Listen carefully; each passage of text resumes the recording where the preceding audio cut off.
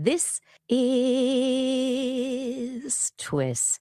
This Week in Science, episode number 1060, recorded on Wednesday, May 27th, 2026. Under the sea, science venting. Woohoo! We're going to have so much fun. I'm Dr. Kiki, and tonight on the show, we're going to fill your head with deep seas, deep octopodes, and cucumber bits. But first, thanks to our amazing Patreon sponsors for their generous support of TWIS.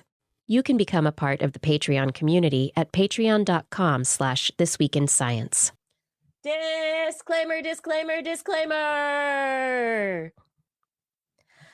Under the sea, it's not just wetter, it's under more pressure, inhospitable to humans while a haven for crustaceans, tube worms, and more. Thousands of species, biodiversity galore. Yet, that's not the draw in our tech-obsessed age. We love something shiny. Could it make someone some money? Probably a lot more than we make here on This Week in Science. Coming up next. I've got the kind of mind that can't get enough. I want to learn everything. I want to fill it all up with new discoveries that happen every day of the week. There's only one place to go to find the knowledge I seek. I want to know what's happening. What's happening? What's happening this week in science? What's happening? What's happening? What's happening this week in science? Good science to you, Kiki. And a good science to you too, Blair, Andrew, and everyone out there. Welcome to this week's episode of This Week in Science. We are back once again to talk about all the science that we see fit to bring to this weekly program.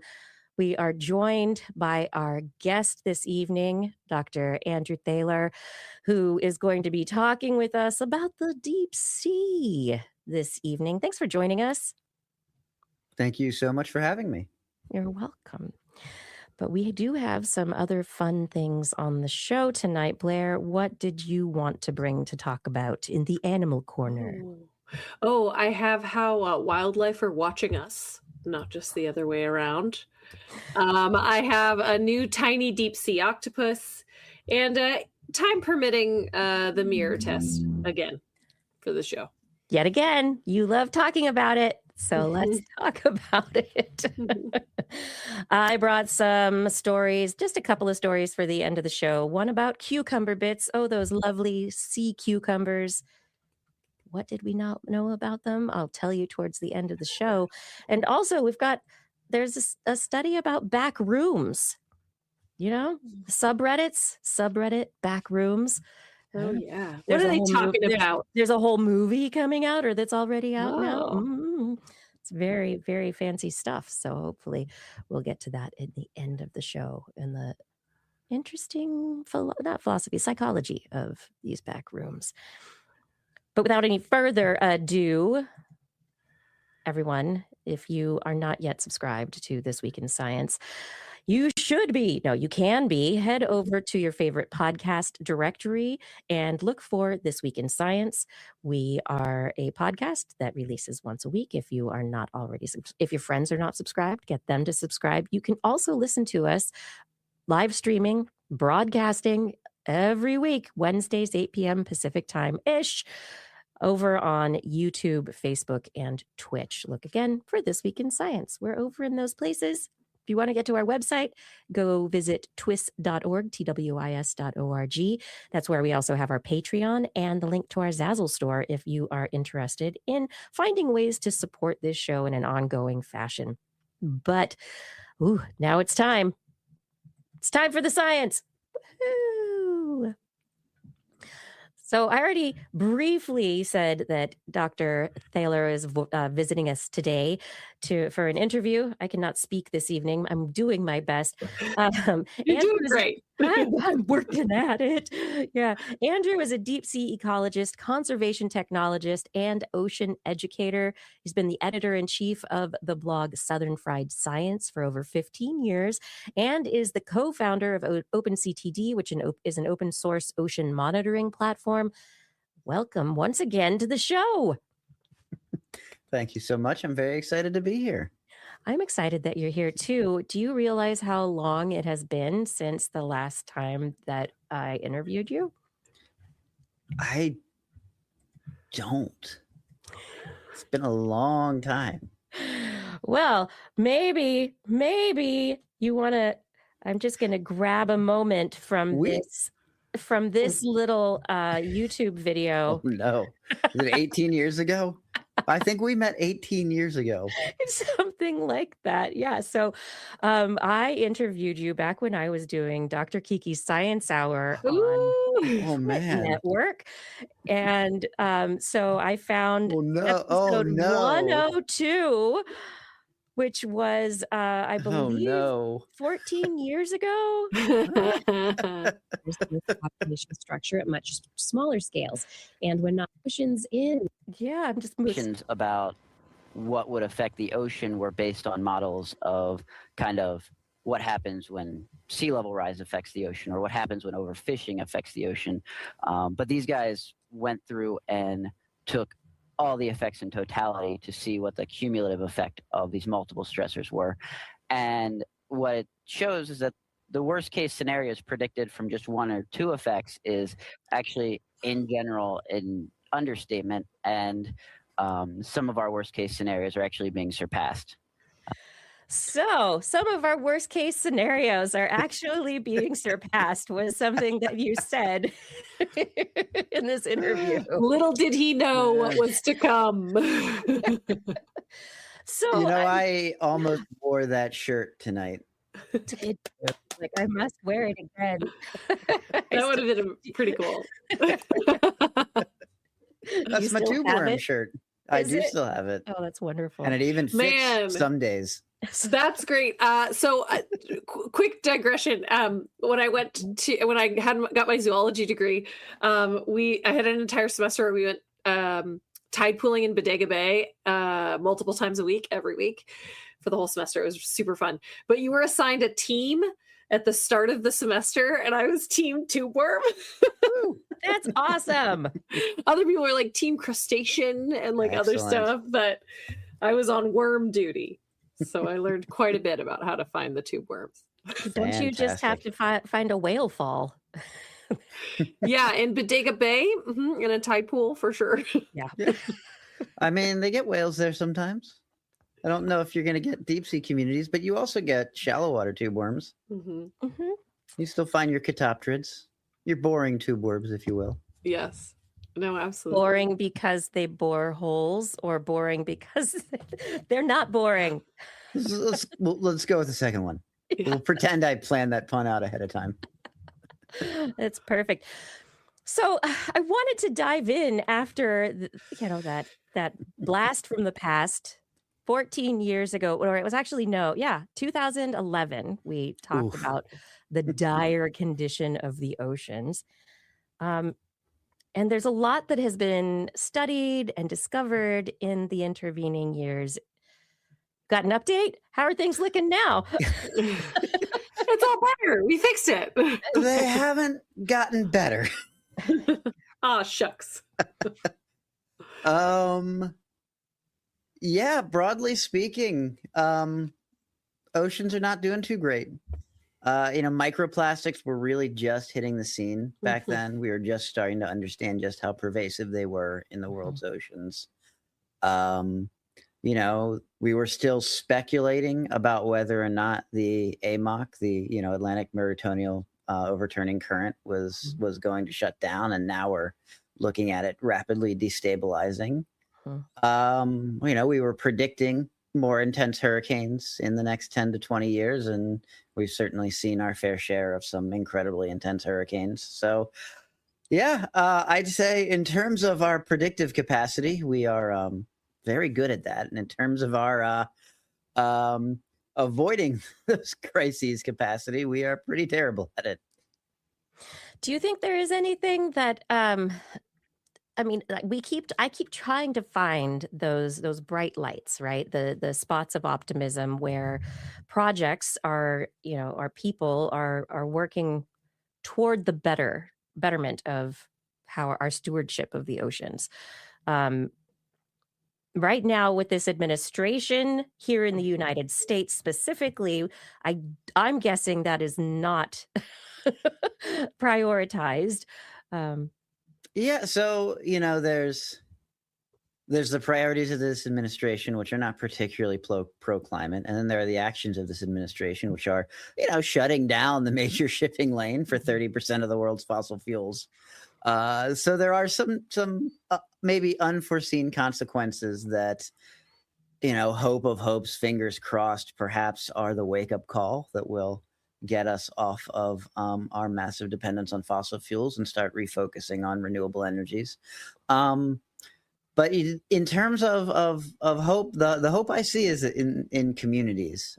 So one of the big changes that's happened since we last interviewed 15 years ago is I got involved in local politics. I am the Commissioner of Climate Change for the town of St. Michael's.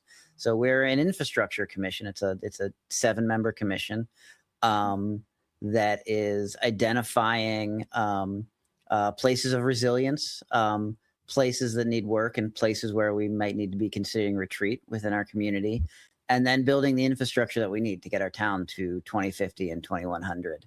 And there is a lot of people who are dedicated to working, and it's it doesn't necessarily break down across the political lines you might think they would, because these are people working in their communities where they see flooding happen every day, and they know what the consequences are. And at the end of the day, it doesn't matter whether or not you believe in big global theories, because if an ambulance can't get to your house at high tide, an ambulance can't get to your house at high tide, and at that point nothing else matters. And so there are definitely people who are doing the work and who are putting that work in to build resilient communities for the future. But the reality is, global crises require global solutions, and we can build resilient communities, but that is not going to get us to the point where we're avoiding the worst possible consequences of climate change. That really can only happen if we break away from fossil fuels, if we focus on renewable energies, and if we, hope of hopes, find a way to reverse some of the harm that we've done. Yeah, until we have like micro fusion reactors that can be placed in every community. Well, we don't need a micro fusion reactor. We've got one big giant reactor in the middle of the solar system. Right? There's plenty of energy that's coming from the sun that is powering so much that I don't know. Battery technology is getting very exciting right now. I'm excited. Battery technology is getting really cool. The cost of solar is dropping precipitously. Offshore wind has incredible potential. If we had an administration that liked offshore wind, we'd be making we'd be doing a lot better right now. Upset about one golf course and he takes it out. It's always a golf course, always. But it's fascinating just how much the resistance to offshore wind is fueled by just like a few people.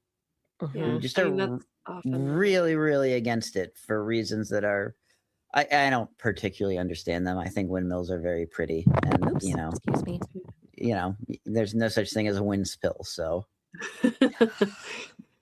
I think the other thing that always kind of is nagging at the back of my brain when we talk about the impacts of climate change and the burning of fossil fuels and all that stuff is that, it's the whole like 2 steps forward, 1 step back of it all, which for right now, the thing that I keep looking at is 2 big things. One is the huge push for return to office, which is just forcing everybody back onto the road and just burning so much. But really more importantly are the data centers. The data centers. And so I think, it's a question of, is it going to be a boom and bust, as a lot of people have, said, and then is it going to kind of fall away? And the renewable energy that we will have developed, the renewable infrastructure to help feed those data centers, will we then be able to use them for everything else? Like, that would be great. Yeah. There was, back when hybrid cars were first starting to get popular, there was this theory of moral license, where people who were getting the first generation hybrids ended up driving more because they felt like, because it was a hybrid car, they were getting a little bit of, they were getting the good vibes from the hybrid. And so it was okay to do a little bit more driving. And so the net benefit was sort of negated. And I feel like every time we make major gains on renewable energies, we come up with some new way to consume just absolutely Yes. absurd amounts of energy for Yeah. things that are not necessarily things we actually need. And data centers absolutely just fit right in that bill, even if they weren't being powered by natural gas and diesel, which is what's where they're happening going at to the end moment. up and what's they're Yeah. happening. Yeah. Yeah. And additionally, though, I read an article just today that quantum computing is going to really add to those energy and water needs as well. Cool. Yeah, cool. Fantastic. Well, we'll just put everything in space. Yeah. I mean, that's where all the big tech guys want to go anyway. So Yeah. I if they mean- want to go in a bunker Send or them into up space, there. let them go. I'm perfectly happy with them going to space as quickly as possible. Yeah. The sooner we can get them into space, the better. But Absolutely. as we mentioned, like one of the things that is moving forward, battery technology, unless they figured out, I think one of the new technologies is sodium based, which is great, but a lot of technology, in addition to batteries, relies on precious metals and Critical metals. Critical metals. Yes. Critical minerals. Precious metals are, Thank gold you. and things we like to use as jewelry, but critical metals, critical minerals are the ones we actually need for the commodity supply chain. Right. And they happen to be found very prolifically at the bottom of the sea. Mm. Yes. And we did talk about the onset back in 2011 of deep sea mining and how areas were starting to be surveyed and groups were talking about really wanted to go in and mine. Where are we now with deep sea mining and the search for those critical minerals? So I'm willing to bet when we talked in 2011, I probably said something like deep sea mining is maybe 10 years away. If you put a gun to my head now and asked me to put a timeline on deep sea mining, I'd probably say right now we're probably about 10 years away. Wow. Okay. with a major caveat. So over the last 5 years, there have been some pretty significant advances, both in the policy side and in the technology side for deep sea mining. Predominantly for what are called polymetallic nodules. So polymetallic nodules are these cobble-sized rocks on the seafloor. They form in the deep ocean on abyssal plains. They actually grow, so they form as metals come out of seawater and accrete around hard objects. So it'll often be something tiny, like a diatom test, but every so often it'll be like a shark's tooth. And we've even found nodules that have formed around like a whale's jaw.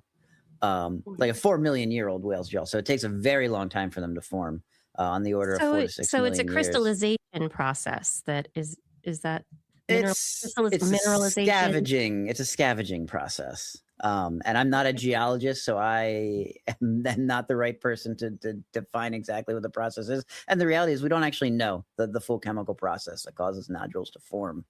But what you end up with are these cobblestones that are very rich in nickel, and they're very rich in cobalt, and they're rich in manganese. We used to call them manganese nodules. And they're slightly enriched in copper. So those are all 4 critical minerals that have been declared critical minerals by the United States. What constitutes a critical mineral is a political decision, not like a geologic decision or a necessity decision. It's we want this metal for strategic reasons, so we're going to go and get it kind of thing. And so the tricky thing with cobalt and nickel is that we talked about batteries. Cobalt and nickel are essential for a large proportion of the current EV batteries, the current large storage capacity batteries, the batteries we need to power the renewable revolution. And so for about 10 years now, the deep sea mining companies have been banging this drum of them being a green industry. This is going to be a new kind of mining. We're going to the deep sea floor. It's a biological desert. There's not much life there. We can harvest these nodules. When you compare it to terrestrial mines like cobalt mines in the Democratic Republic of the Congo and nickel mines in Indonesia, they're clearly a better alternative to those kinds of mines. And so we need to mine the deep sea for the environment. Um, and then the presidential administration changed, and all of a sudden, all these companies are like, these are strategic metals. We need them to get us off of China's supply chain, and we need them for military superiority, and we need them to support, the United States national interests. It And sounds they like they have amazing strategic communications officers at these locations. it's been fascinating watching just how quickly all these companies who were very much banging the green drum for almost a decade have very quickly pivoted to strategic resources and military applications. And so there's a lot of deep sea mining is a tricky thing. And one of the tricky things about it is that it's not really one industry. It's three very, very different industries with three very, very different kinds of resources. And polymetallic nodules are one of them. I think they're probably the resource that has the best environmental case to be made. I don't think it's a particularly good environmental case, but I think it's the best of the mineral resources out there. There's also seafloor massive sulfides, which if you're an ecologist, you call a deep sea hydrothermal vent. So there are companies that want to mine hydrothermal vents. Because they're rich in minerals. They're rich in minerals. They're particularly rich in gold, silver, and nickel, depending on where you are in the world. The geologic process that creates the hydrothermal vent plume and fuels these incredible chemosynthetic ecosystems of animals that exist nowhere else on the planet and can eat chemical energy from the heart of the earth rather than consuming the sun. That same process also pulls those precious metals out of solution. In this case, they are precious metals, pulls them out of solution and deposits them on the wall of the hydrothermal vent chimney. So you get this incredibly mineral-rich structure that's also supporting a totally unique ecosystem that is unlike anything else you'll see on the planet. There are also ferromanganese crusts on seamounts. So the topography of a seamount causes that same kind of process of metals in seawater coming out of solution and accreting along the periphery of the seamount. Seamounts, of course, are incredibly biodiverse areas. They support a huge number of commercially important fisheries. They support deep water coral reefs. The largest contiguous ecosystem in the United States is the Blake Plateau cold water coral reef. It's a coral reef that's larger than the state of Vermont, because as Americans, our job is to measure everything in units of various states that no one has any real perspective of how large they are. The size of Rhode Island. Yeah. Size of Rhode Island. It's a tenth of a Delaware. It's a metric Vermont. I guess technically we would be imperial.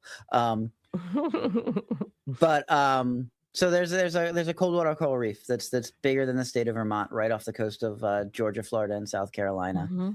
And it was an ecosystem that we didn't even know existed until about 5 years ago when it was discovered.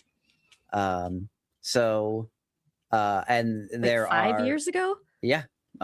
How could we? And of course, they're like, "Yay, minerals!" So the funny thing is, the Blake Plateau was the site of the first experimental deep sea mine in 1970. Oh, wow. So we were attempting to mine it 50 years before we knew that an ecosystem larger than not the smallest state in the U.S. existed.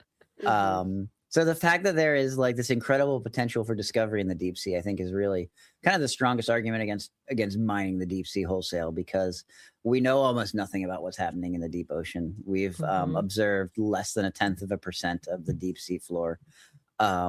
And any sort of mining activity is going to compromise a pretty significant chunk of the deep ocean. So with polymetallic nodule mining, which is what everyone is talking about right now, the Trump administration put out an executive order saying we want to expedite the process of permitting for polymetallic nodule mining in the U.S. and internationally. And I'm going to talk about the U.S. first, because the international thing is... Wait, how can they do that? Well, that's a great question. You thought about a lot of things, Kiki. So there's this thing called the UN Convention on the Law of the Sea, and it is a treaty that has been signed by 171 countries that regulate. Not regulated by any one country. Yes. So it regulates areas beyond national jurisdiction. Yeah. So all the places that exist outside of a nation's boundaries, um, the vast majority of countries on Earth have ratified this treaty, and the treaty lays out things like deep sea mining and how that industry, if it develops, will be regulated and permitted. It also regulates things like protection of subsea cables. Right now, 99% of our digital data travels through subsea cables. A very tiny fraction of digital data travels through space. Most of it is traveling through cables that exist on the ocean floor and that stretch. Google has a cable that runs from Sacramento to Singapore, and that crosses a huge amount of high seas in the deep ocean. So those kinds of things are protected. It regulates things like something that I think a lot of people have been thinking about in the last 2 months, freedom of navigation through straits and other restricted waterways. So funny that it regulates rescue of mariners at sea. So it's this really bold, comprehensive treaty that covers a lot of how we use the high seas. Yeah. And it's all built on this idea of what's called the common heritage principle. The foundation of the Convention of the Law of the Sea is that the resources of the high seas, be them the space of the high seas for laying cables or the right to transit through them, or the mineral resources of the high seas, those are the common heritage of humankind. They belong to all of us. And if they're going to be used, they need to be used in such a way that it is done for the benefit of all of humankind. It is, it's weird to describe a multilateral treaty from the UN as inspiring. Yeah. But, the actual language of the Convention of the Law of the Sea is very, very steeped in this kind of 1970s idealism about the future. This is the birth of the green movement. This is the birth of Earth Day. We're in the middle of Star Trek 4, the one with all the whales. And so there's like this kind of breathless international. There's a lot of optimism. Yeah. There's a lot of optimism. The Soviet Union's on its way down. Things are opening up. Someone just walked on the moon. There's great things happening. And so this treaty that comes out of that moment is this sort of kind of breathlessly optimistic treaty that is really kind of a model of what we could be if we were a bit more committed to working together. And that being said, the U.S. never ratified the treaty. Iran never ratified the treaty. Venezuela never ratified the treaty. Israel never ratified the treaty. Those are the 4 major countries that have not ratified the UN Convention of the Law of the Sea. And so we are not technically beholden to the treaty. The U.S. has, for the last 30 years, treated the Convention of the Law of the Sea as customary law. So we have shaped our national laws to work in alignment with the international agreements. We took a lead role in negotiating the treaty and then walked away from it because Reagan. Because Reagan. I mean, yeah, you don't need to say anything else. Yeah, there's a lot of reasons, but they all boil down to Ronald Reagan's priorities were not aligned with this treaty. And so it's been a struggle. Or was it Newt Gingrich and Kissinger? I don't know. It doesn't matter whose. The answer is capitalism. Yes. Is actually who it was. Ding ding ding ding. A lot of it had to do with how the treaty approached deep sea mining, and the U.S. not wanting to cede potential mineral wealth. And then after we opted not to ratify the treaty, we then didn't do any work on developing deep sea mining for another 30 years.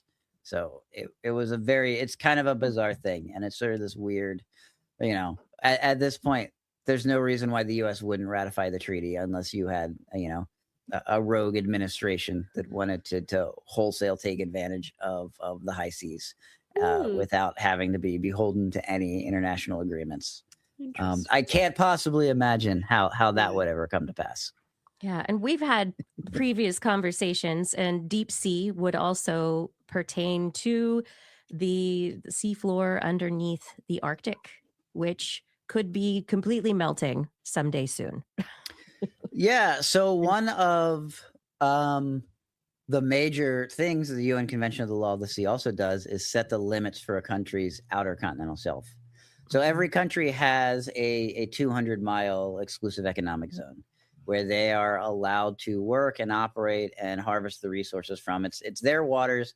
They can't limit who travels through them, but they can limit who profits from accessing the resources of their exclusive economic zones.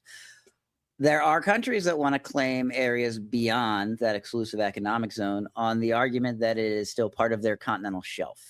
And so there is a very arcane commission within the UN that hears petitions from nations saying, hey, we want to extend our outer continental shelf. We believe, this is part of our territory. We'd like this to be included in our extended boundaries. And the commission weighs all the evidence and decides whether or not they get to expand. The U.S. has been beholden to that too. We've gone through that process when we've expanded our outer continental shelf a few times. Most recently under the Biden administration, we added a quite significant amount of territorial waters in the Chukchi Sea and off the coast of the Northern Mariana Islands. So we participate in that process, or we used to participate in that process. Russia has very much wanted to claim large chunks of the Arctic as its territory, claiming that the whole of the Arctic really is part of Russia's continental shelf. And so this treaty has been largely the thing that has kept Russia from expanding into the whole of the Arctic. So there are very real benefits from participating in these kinds of processes. One thing that you've done, though, is that you this year testified in front of Congress about your thoughts based on evidence as to the benefit or lack thereof of deep sea mining. So I'd love to hear, what you had to say there, kind of summed up for our audience. Yes. So I was called in front of Congress to testify about the environmental impacts of deep sea mining. And this hearing was in particular focused around several claims the U.S. was making around American Samoa, which is U.S. territorial waters, as well as the Commonwealth of the Northern Mariana Islands, which is also U.S. territory, and the coast of Alaska. So this was in national waters rather than international waters, which is less problematic from an international regulation standpoint. The U.S. does have the right to do what it wants with its own waters. And it is up to the people of the United States to rein in an administration that we feel is abusing that right. And so, some of the things I talked about were our lack of knowledge about the deep sea floor, the long-term impacts of this kind of mining. So with polymetallic nodule mining, you're essentially running a giant vacuum cleaner over the abyssal plain. It's sucking up about the top 10 centimeters of sediment along with all of these cobblestones. They're being pumped to the surface, which is 6,000 meters away, through something called a riser and lift system. They're then being dewatered, which is kind of removing everything from them that's not the actual nodule. And then that waste product is then pumped back down into the ocean in the form of a dewatering plume, which is released usually in the midwater. And that dewatering plume can spread for hundreds to thousands of kilometers. I should note, no one has mined the deep sea yet. So these are all companies who want to get started. This is all theoretical. There has not yet been any commercial deep sea mining. But you mentioned that there have been tests. There have been tests. So we did one test on the Blake Plateau in the 1970s. It was recently revisited and basically showed no recovery. So half a century, these sites really don't recover. Okay, so I mean I think that's a crucial point. I think we talked about this on the show. I remember discussing this in the Animal Corner, how the turbidity didn't really change, like visibility didn't really improve, like it upset the ecosystem just entirely. Yeah. Well, and that makes the reality of the situation is that the nodules are the habitat. So the animals that are in nodule fields are there because there are nodules there. Nodules take 4 million years to form. Right. You take away the nodules, the ecosystem's not coming back. It's not coming back on human timescales. It's not coming back on evolutionary timescales. It's coming back on geologic timescales. And so the reality of that impact is that, and what I said when I testified is that when we consider the impact of deep sea mining, we need to treat it as permanent. Yeah. Any mining that we think is acceptable to do on the seafloor, we need to be comfortable with the fact that it will not recover in any kind of time scale that we have the capacity to understand. There will be slight changes over time. Like some animals do return. You get mobile scavengers coming back. You get kind of the background benthic fauna returning. But polymetallic nodule fields are 2 to 3 times more abundant and more biodiverse than the general deep abyssal plain. And the animals that rely on those nodules, which are corals and sponges and lots of other kinds of sessile animals that need that sort of hard structure to attach to, they won't come back. It struck me that at the very beginning of us talking about this, you mentioned that it's considered a desert, right? And I always think it's so funny when people say that, especially because deserts, are teeming with life. Yeah. So deserts are incredible.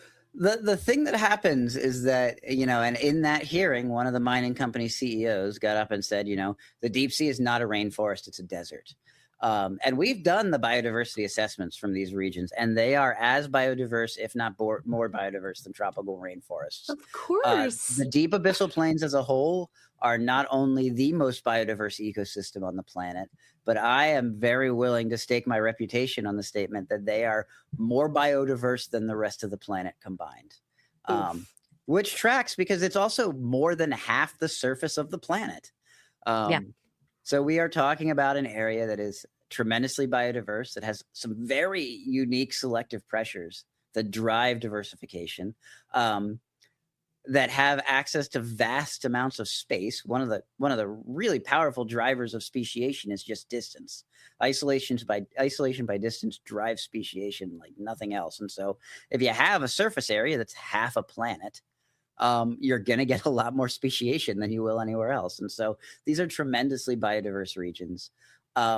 What they aren't is particularly abundant, because the deep sea is a energy poor region.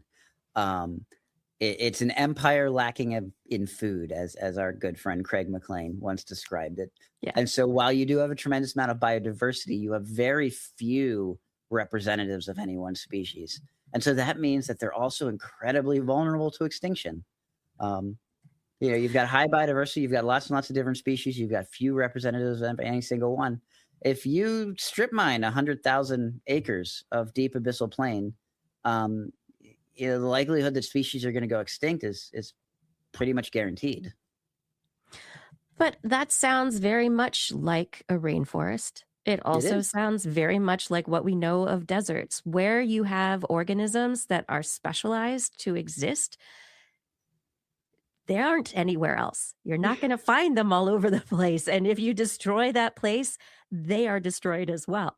Exactly. So it's not like the pigeons, the rock pigeons of the planet, where so many species that are generalists and able to get around wherever. What do you know, or what have we learned about the biodiversity, even more specifically of these deep sea areas? We were talking about tube worms. And I mean, some of the tube effects worms, aren't they finding unique species on like individual whale fall, like where they aren't found anywhere else? Or I remember years back there was something like that in Bodega Bay in a deep seep that they found. So there are a couple of ecosystems in the deep sea that sort of buck this trend of high biodiversity, low biomass. And they're places where you have sort of unique energy sources. So food falls are one of them. You've got whale falls, which of course are the major sort of food fall, because whales are the largest animals that have ever lived on the planet. And so, if something like a dead whale dies and sinks to the seafloor, it creates a new ecosystem that will persist for possibly centuries. And the animals that thrive on those whale falls tend to be unique to whale falls. So you get these very strange kinds of worms, like the Osidax, my personal favorite scientific name of all time, That was why I Osidax, said tube effects, but Osidax. Osidax muciflorus, which is bone-eating snot flower worm. Just absolutely phenomenal scientific name. And you'll get some mobile scavengers that will take advantage of the fact that there's just a huge source of biomass there that are sort of deep sea generalists. But for the most part, once the main carcass begins breaking down and you're left with a skeleton that's seeping, I mean, whales are tremendously oily and their skeletons are incredibly oily. I was just at the New Bedford Whaling Museum and they have a mounted blue whale skeleton that wasn't preserved quite right, and it's leaking oil. And they have it's set up with this catch basin underneath it and this pipe that goes down to an Erlenmeyer flask that's slowly filling with oil. And they Oh think it's my going to continue gosh. leaking oil until probably 2060. Oh, that's from the Um, skeleton. that's from the skeleton. So whales are incredibly Fascinating. oily, and oil is hydrocarbon. Hydrocarbon is Yeah. energy, and so you get communities that thrive just on that. You get places like deep sea hydrothermal vents where you have chemosynthetic communities that are eating the hydrogen sulfide coming out of the vents. And what's really fascinating about hydrothermal vents is that you'll get a tremendous amount of biomass at the vents because there's so much energy there. But the biodiversity is actually fairly limited. Hydrothermal vents are sort of the opposite of the rest of the deep sea. You get very, very little biodiversity because, it takes a special kind of something to thrive at a hydrothermal vent. It's a unique kind of energy source. It's lightly radioactive. It's spitting heavy metals into the ocean. The kind of animals that thrive at hydrothermal vents don't thrive anywhere else. And so, unlike the rest of the deep background, you get a relatively more limited array of biodiversity. But where they want to mine primarily, and there are companies that want to mine hydrothermal vents. And when I testified in front of Congress, my argument was hydrothermal vents should be a no-go. I don't think there's any way to ever responsibly mine a hydrothermal vent in any form. I feel the same way about cobalt-rich crusts on seamounts, these ferromanganese crusts. I think you can't really mine a seamount without completely destroying the ecosystem that lives on top of it. I'm not 100% convinced there's no way to do polymetallic nodule mining. I'm probably close to 98% convinced there's no way to do it at this point.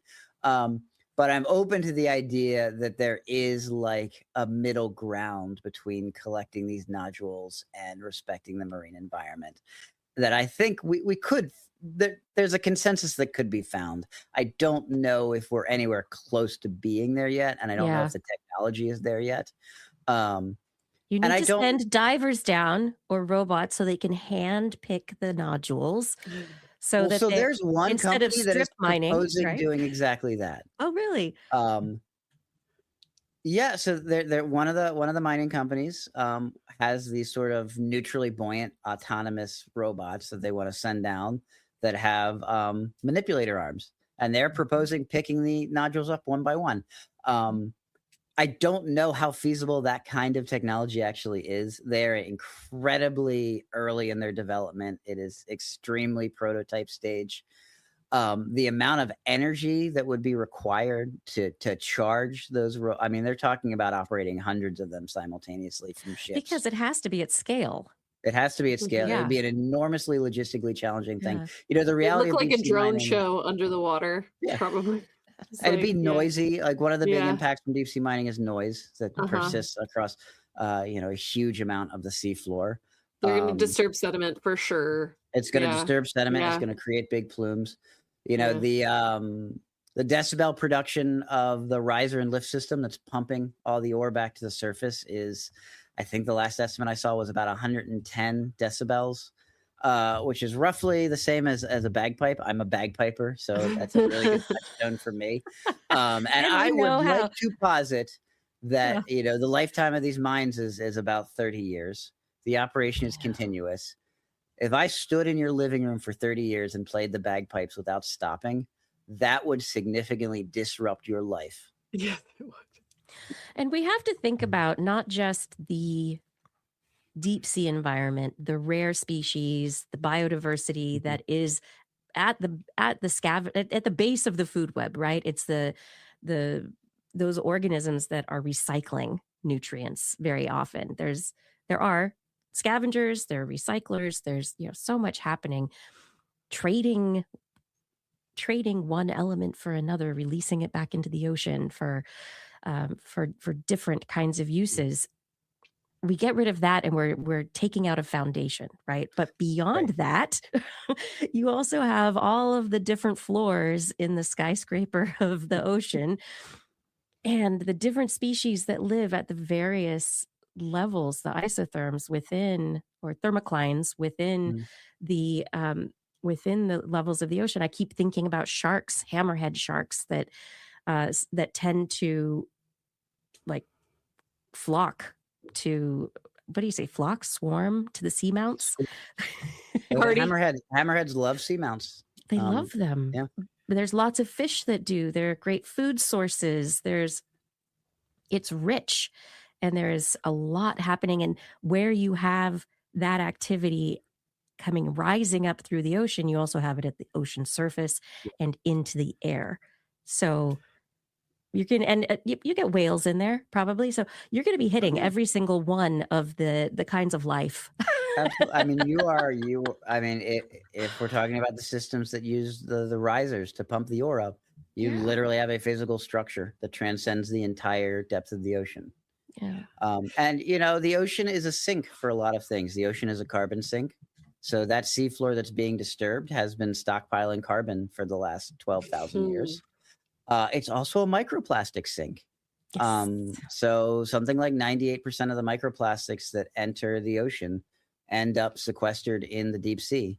And if you begin disturbing that, then you're remobilizing all that microplastic back into the water column. The nodules themselves are lightly radioactive.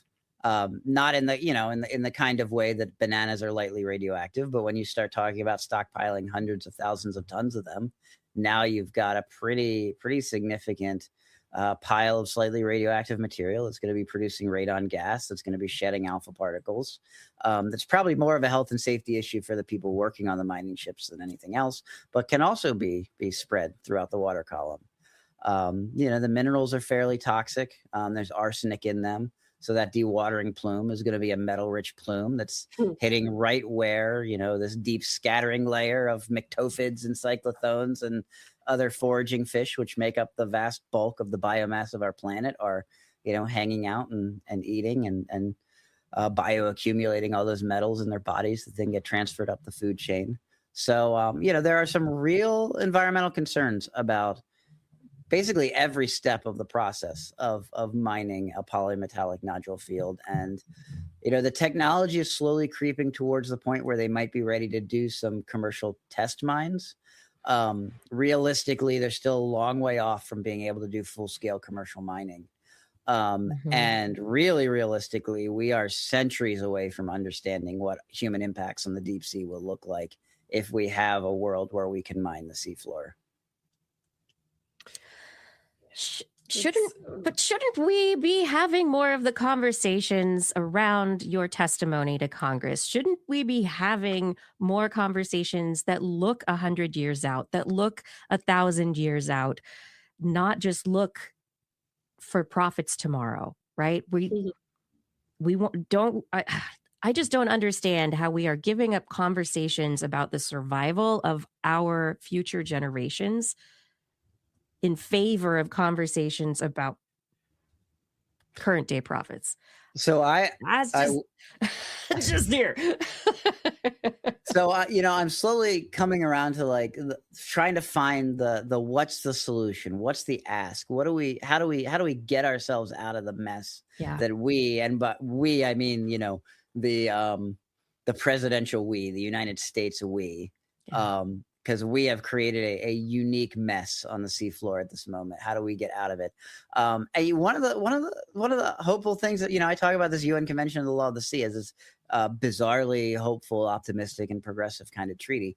One of the things that happened over the last 10 years was a recognition that future generations count as part of this common heritage principle.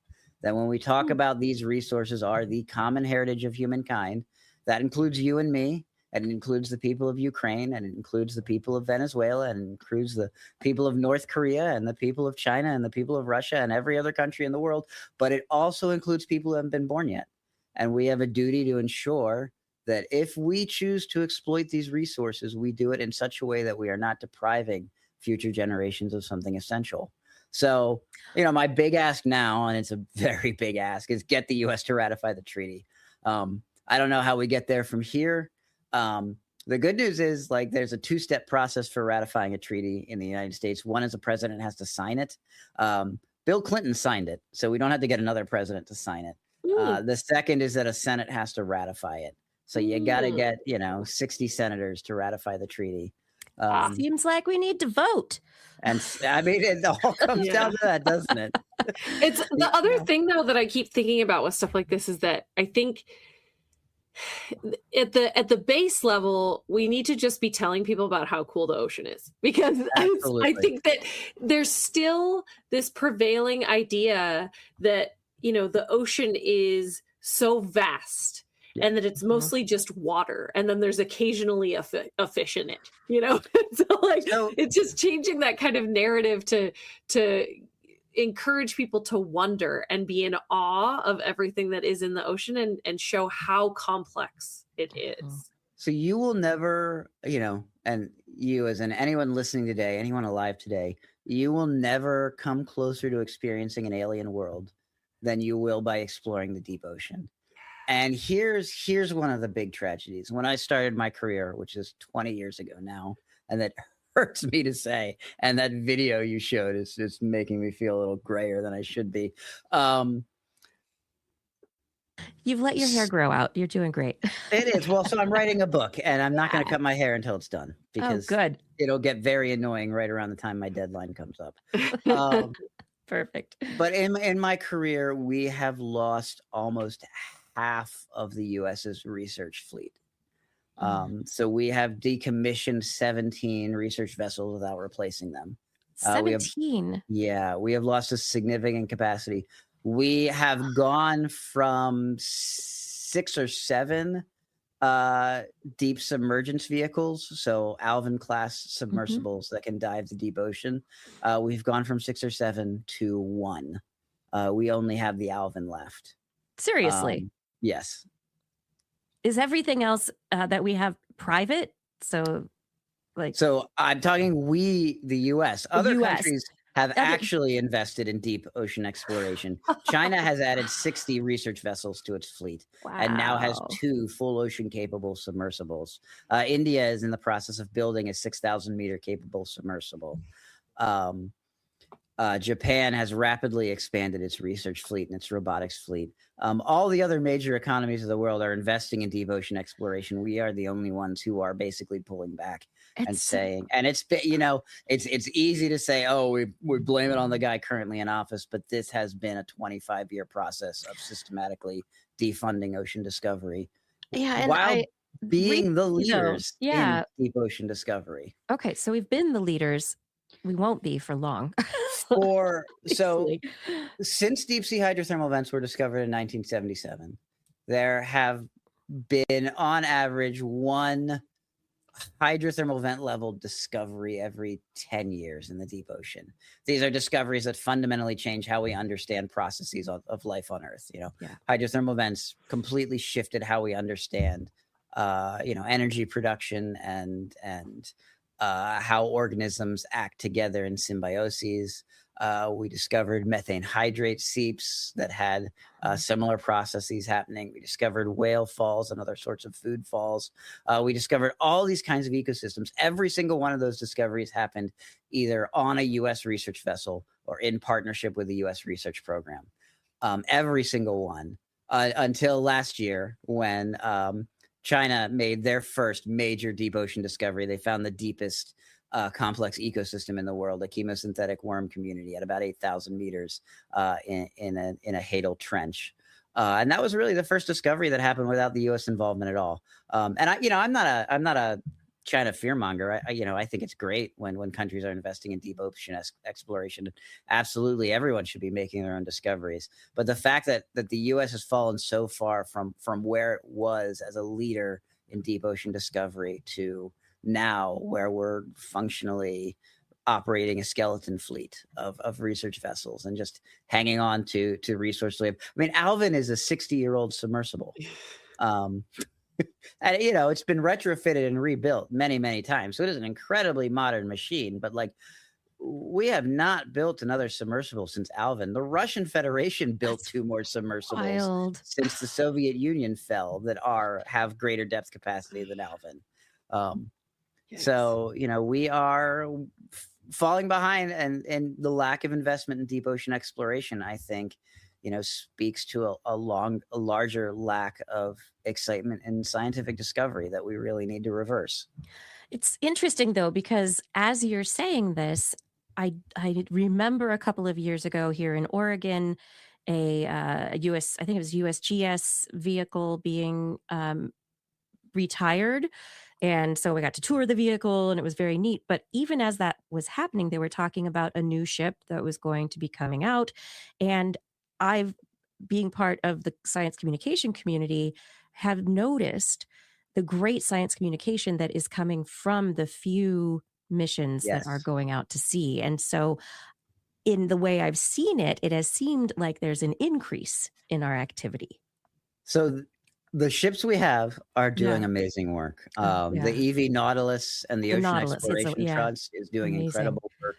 Yeah. But we should have 60 EV Nautiluses. We Why shouldn't not? have one. We should Yeah. have, we should have an armada of boats like that. We should have one in every ocean in the world, streaming ROV live streams continuously.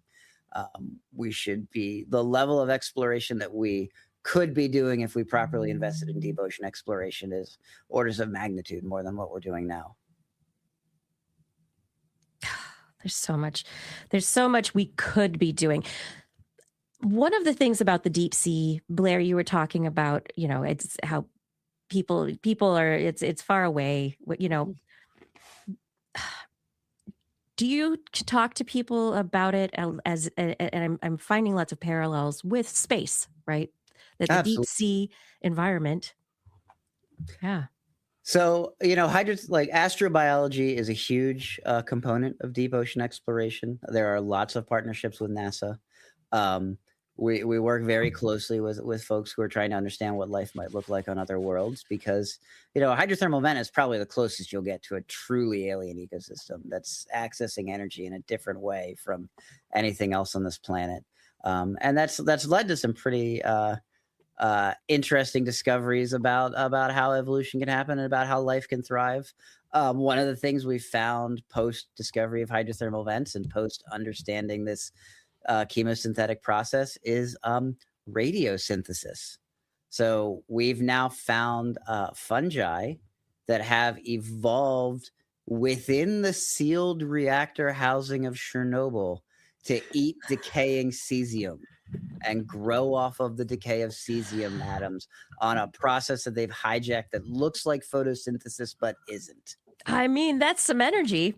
That's cool. That's that is so a level amazing. of cool that you just don't think about.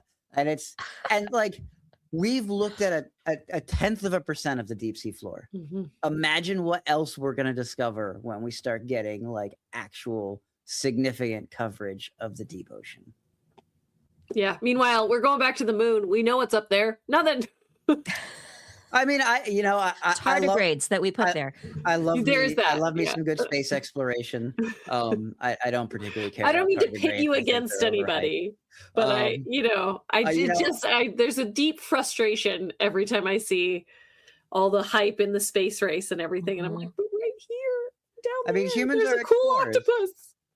Humans are explorers. I think one of the things I'd love to see in the world where I'm the supreme leader of the United States, is to take NASA and NOAA and the U.S. Geological Survey and move them into their own Department of Exploration, and have a department committed to exploration and human potential, rather than sort of shoving them into various different little cutty corners of different agencies around the country. Tight. And have them working together and having a real significant collaborations and triple all their budgets. Yes, please. There we go. Uh-huh. I mean, if you could make cross department and even, cross governmental collaborations easier, Yeah. that's one thing, but giving larger budgets is another. And Mhm. I And I space do and the deep sea are deeply interconnected in one very important fundamental way, and it yeah. comes back to this UN Convention of the Law of the Sea. Mhm. So right now, 170 countries minus the US are in the process of negotiating the mining code for the high seas. And this will be a set of rules that, for the first time in human history, dictates how we as a collective will treat resources that exist beyond any nation's borders. Does that include space, which is Not not the deep yet, sea? But but it's here's the the thing. parallels again, right? It's not just the parallels. The Yeah, precedent that's going to the be set at this precedent. negotiation is Mhm. going to determine the next 2 or 3 centuries of human exploitation on this planet and beyond. And so, what we do in the deep sea is critically important to what we do as we expand into space. And we have one chance to get it right, and it'd be an awful shame if we get it wrong, because a couple of guys want to rush to the seafloor now while cobalt happens to be worth 7 cents per ton more than it was 3 years ago. And I would prefer to be on the side of the good guys trying to do good for our future and our, like I said, the future generations than to be on the side of, you know, whatever the other side is. The many other sides, but I don't know. I I will say this. yeah. I know a lot of folks who work with deep sea mining companies, who work in deep sea mining companies, who are environmentalists at heart, who genuinely believe that they are doing this because we need to avoid the worst possible consequences of climate change, and deep sea Mhm. mining offers a solution. I don't necessarily think they're right, but I don't think they're immoral for thinking that. There's fundamentally an environmental argument to be made. The deep sea Mhm. mining companies aren't making it right now because they That know which it's way not. the wind blows. Yeah. But Yeah. I don't want to denigrate this idea that maybe there is a better way to get the metals we need to fuel the renewable energy revolution. I just don't think they're there yet, and I'm not convinced that deep sea mining will ever really be there. What do people need to know that we haven't really talked about that, would help them protect these our alien earthbound ecosystems that are so important to you, and to Oh life on man, Earth? what do we Yeah. need to know right now? The problem is what we Yeah. don't know. Mhm. Okay. What we That's what we need to need to know, know is that we don't know, right? I Yeah. fundamental I'd love to say I do, I'm primarily a researcher, but the reality of the situation, for the last 5 years, I've been working in policy more than anything else. And I know how much policymakers hate when you say we just need more data. We need more data. We need more data. But it's completely true in the deep sea that we just have no data. We have been exploring the deep ocean for 200 years. With actual robotic assets that are capable of doing comprehensive surveys, less than 40 years. We've observed a fraction of a percent of the seafloor. We haven't even mapped the entire ocean at large scales. We are, in a very real sense, exactly where we were 200 years ago. We are just getting started. And so I think to say that we have any answers about what impacts are going to be on the deep sea floor now, when we barely understand what's there, is so presumptuous as to be absurd. Yeah. It seems like this is one of the good periods and maybe the opportunities to start, and I'm sure you've been working towards this in the last 5 years, but for all of us to be working towards less colonial practices when it comes to the deep sea, Yes. towards more inclusion when it comes to having those conversations about what is important to people and why, um, Mhm. and bringing the precautionary principle to bear, but in a balanced way. Yeah. Well, and What can we do? that gets to the heart of why this current rush to expedite permitting is so irrational, and in a lot of ways so unethical, because you look at where they're proposing. It's American Samoa, it's the Northern Mariana Islands, it's it's rural Alaska. Mhm. It's predominantly indigenous communities who Yep. have been downtrodden by the U.S. and by their position as territories within the U.S. without full representation. The Department of the Interior put out an RFI, a request for information, from American Samoa and from Northern Mariana Islands, looking for opinions, looking for the public perspective. They're required to. You know, I How don't did think they they did it advertise this RFI or not ROI? well. Not well. How'd they let them They, know they were they looking for put it their on the opinion? Federal Register. All they have to do is put it on the Federal Register. It's then up to us to make Mhm. sure people know Mhm. it's there. Yeah. Yeah, that makes Um, sense. That doesn't seem like an outdated policy on how to do that. They got That's fine. something like 76,000 comments from American Samoa. I'm pretty That's confident awesome. nearly the entire population of American Samoa put in a comment. Yep. It was unilaterally opposed. Wow. And this is across political, like American Samoa is a relatively conservative territory. Their governor is a Republican. Most of their state house is Republican. They were unilaterally opposed to deep sea mining. Northern Mariana Islands, same thing. They got nearly 100,000 comments. They got more comments because people are a little mobilized because the RFI for American Samoa had gone out, and also because the Mariana Trench, which exists within U.S. national waters, like the Mariana Trench is a feature of the United States, happens to be the only feature of the deep sea that is a household name. So if you ask anyone to name like a geologic Name a feature of the trench. seafloor, they're going to say the Mariana Trench. It's the thing in the ocean that people know about. And so people got worked up about it. Again, the comments were unilaterally opposed to deep sea mining. And in both cases, the Department of the Interior came back and their proposal was to double the lease area. We basically So- didn't listen and we're doing what we want anyway. is Exactly. the answer there. Yeah. So they haven't actually issued a call for leases yet. That will come. And when that does come, that will be up on the Federal Register for comments again. And I know it feels like when you put these comments out, you're howling into the void and, no one's listening, especially when they do things like double the recommended area after getting opposition. But those comments do matter. They matter now. They matter if those leases are challenged in court.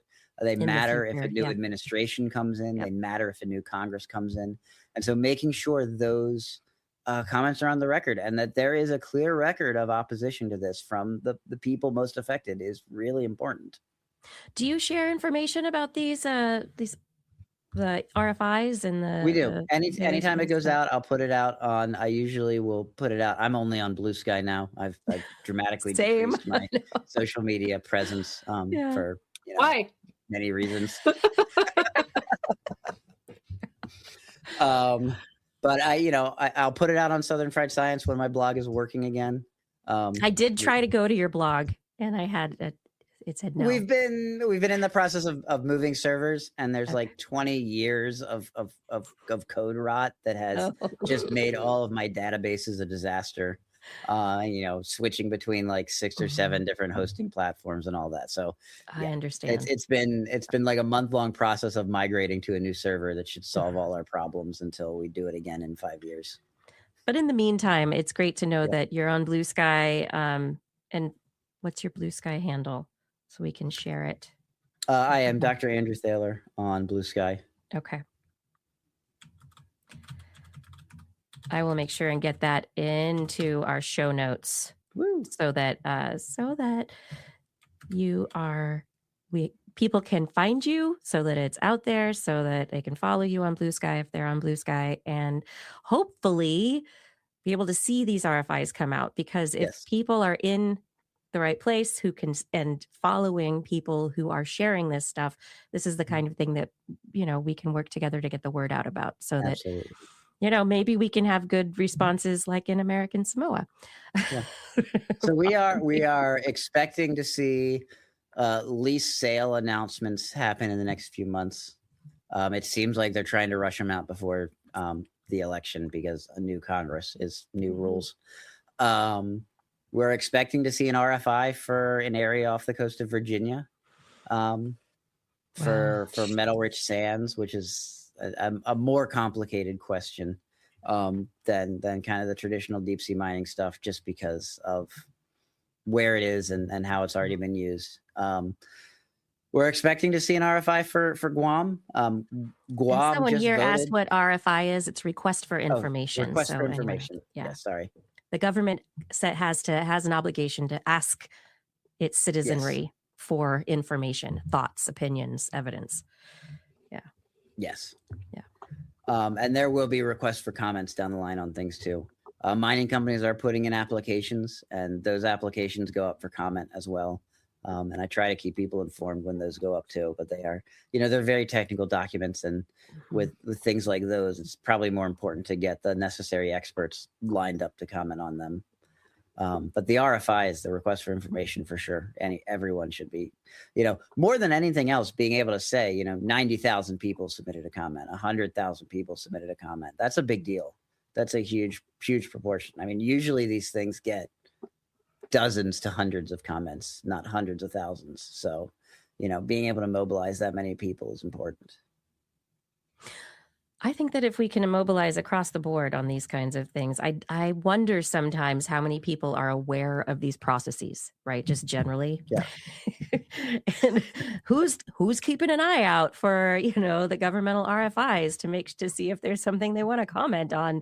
That's not something that a lot of people pay attention to in the everyday. So just like, no, there's a few unfortunately, organizations that keep track of that. Yeah.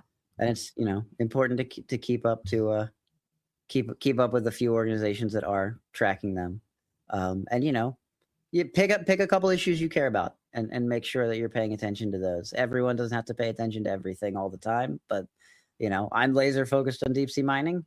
I have colleagues that are laser focused on issues like MPAs, like fisheries, other kinds of exploitation activities in the high seas.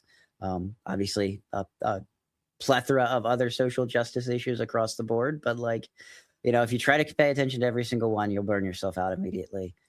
Pick the topic that you have the most capacity to deal with, and full bore ahead. Yeah, pick your battles also, right? Yeah. Pick your battles, pick your team. Yeah. So is there anything before we finish your interview? I know it's very late where you are. So is there anything, anything good you want to report on, things that you're doing? You mentioned you're writing a book, you're growing your hair out. So I hate ending on grim notes because there's so many things about the deep ocean that are inspiring. So let's go good.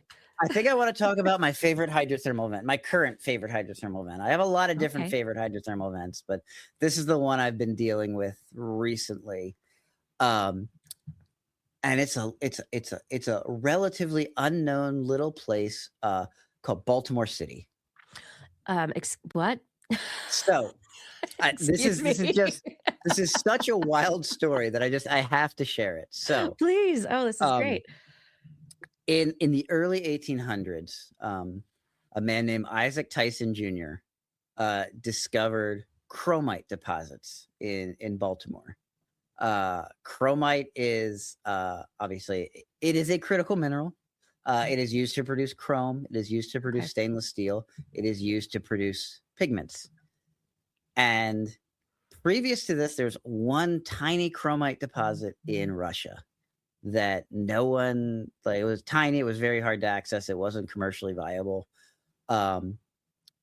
This chromite deposit in Baltimore was discovered in a place called Bear Hills, which is a serpentine barren. And serpentine barrens are chunks of ancient ocean crust. So 490 million years ago, the place that would eventually become Baltimore City was at the bottom of the Octopus Ocean. And it was a serpentinite-hosted hydrothermal vent. And serpentinite-hosted hydrothermal vents are super weird because they're not connected to magma chambers. Usually hydrothermal vents are volcanic, right? They're at ocean spreading centers. They're at hot spots. They're where you get submerged volcanoes. You've got the mantle of the earth coming close to the crust of the earth, and so you get this superheated seawater. Serpentinite vents are chemical hydrothermal vents, so they're chemically hosted. When seawater contacts ultramafic rock, it creates an exothermic reaction that produces low temperature hydrothermal plumes. It does that same process of depositing metals in the hydrothermal vent chimney. But the plumes are a little bit cooler and they're a little bit more stable and they persist a little bit longer. So one of the theories for the origin of life on Earth is not just hydrothermal vents, but serpentinite hosted hydrothermal vents, where you get it's a lower temperature and it's much more stable and you get energy for a much longer time scale. So over 490 million years, 500 million years, this ancient serpentinite hosted hydrothermal vent complex eventually migrated over to the US East Coast, where it was uplifted and folded and all these wonderful weird things happened, and eventually became a massive chromite deposit in the city of Baltimore. And for almost 100 years, Baltimore was the chrome capital of the world. It was producing all of the chrome, including chrome yellow pigment. So from about from about 1840 to 1890, if you were to paint with yellow, your pigments came from the Baltimore Chrome Works, which was the factory created by Isaac Tyson Jr. And this was, artists loved chrome yellow because it's this bright, vibrant yellow color. And it was especially favored by one very particular post-impressionist Dutch painter. So in Van Gogh's Starry Night, the stars are flecks of hydrothermal vent from a 500 million year old vent that is now Baltimore City. That's wonderful. That's amazing.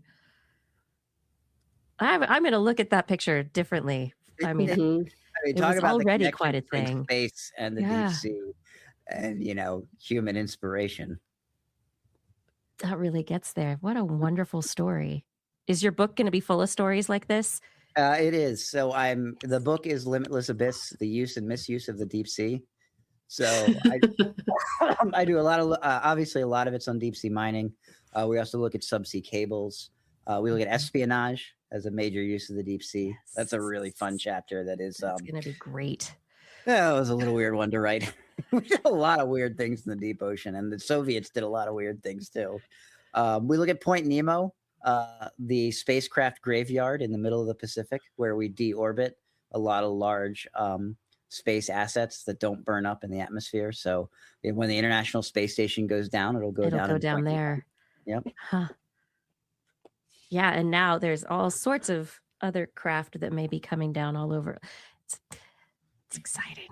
Oh, yeah. We're going to have just a wonderful archaeological record on Point Nemo for future deep sea archaeologists to discover more about the past humans. Yeah, they're going to have their own little ecosystems growing on there. Yeah. Unfortunately, Point Nemo is a very big target, so it's pretty spread out. It'd be hard to actually find anything there. Well, I'm sure that future archaeologists will have better tools than we will. I don't know. Perhaps. We can only hope. So we got your Blue Sky address, but where can people find you? And so we've got the Southern Fried Science is not active at the moment because you're fixing everything. But let's see. I've got your website here that is Southern Fried Science exists at the moment. Is it? You'll see DNS servers have migrated. Yeah, so we have Southern Fried Science, and then I also have Oceanography for Everyone, which is my open source instrumentation program. I'm opening. Yeah, it's there. Yay. Okay, Southern Fried Science has so much great writing in it. There's just a great archive also. So historically, there's just some wonderful progression of various stories over time and different topic areas. And so it's fun to see the evolution of our thinking over. It's been 18 years now that we've been running Southern Fried Science. It's great. Okay, Southern Fried Science. You've also, as we mentioned, got oceanography for everyone. And we didn't get into this topic, but I believe we did 11 years ago. I mean, 14 years ago. Ooh, I guess we have to wait another 14 years and we can talk about it. No, actually, it was like at the very start of this 3D wouldn't have been printing around because I've been also. oceanography for everyone. I've been working on for about 12 years now. Okay, so predated. Yeah, okay. Or post-dated. Our interview predated Yes. this. But so for those of you who might be interested in ocean science tools that can be DIY'd, low cost, this is a great place to go. Talk to Andrew, and then yourself. We've got your website, andrewdavidthaler.org. It's a play. I don't think I've updated that one in like 4 years. There's great. It's great. I had so much fun digging around on your various God. websites, looking for stuff. I was like, oh, let's talk about this. This will be great. It's fantastic. Thank you so much for joining us. You are very welcome. Yeah, it's been wonderful talking with you again and revisiting old topics in light of new developments and thinking about like the future of this stuff. And I'm going to be very excited to bring you back when your book is out. Absolutely. I have to finish writing it. Okay, so we won't keep you up any longer. Go get to work. I mean, no, get some sleep and then get back to work. No, just do what you need to do. Well, it's been wonderful talking with you, and thanks for having me on. Thank you so much. Yeah, have a wonderful night. I'll talk to you soon. All right. Good night. Great night. All right, everybody. That was Andrew Thaler, and he, as we saw, he is affiliated in multiple places: University of Delaware, University of Maryland, oceanography for everyone, Southern Fried Science. He's got a lot of things going on. I think his book's going to be amazing. Yeah, I look forward to that. I think that's really interesting. I think so. Yeah. Anyway, this is This Week in Science. Everyone, we have a few stories to talk about before we head home for the night. So thank you for being with us so far. And maybe I'll get Andrew back in another 15 years. No, maybe sooner than that. But if you would like to continue watching the wonders of This Week in Science, head over to TWIS.org. Make sure that you're subscribed to us on whatever platforms you like to consume your media. And additionally, click that Patreon link or the Zazzle link, and you can help support this show and keep us going even in these dark times. Be our points of bright light. Help us keep doing this every week and bringing you good interviews and great science information. TWIS.org. Click on that Patreon link. Become one of our monthly supporters. Support us in an ongoing fashion. Get your friends to subscribe to. All of you. We can't do it without you. Thank you so much for your support. And now it is time to keep Blair up a little bit longer because it's time for her part of the show. Blair's Animal Corner. She loves our creatures, great and small. Biped, millipede, no pet at all. You want to hear about animals? She's your girl. Except for giant pandas and squirrels. There's Animal Corner. What you got, Blair?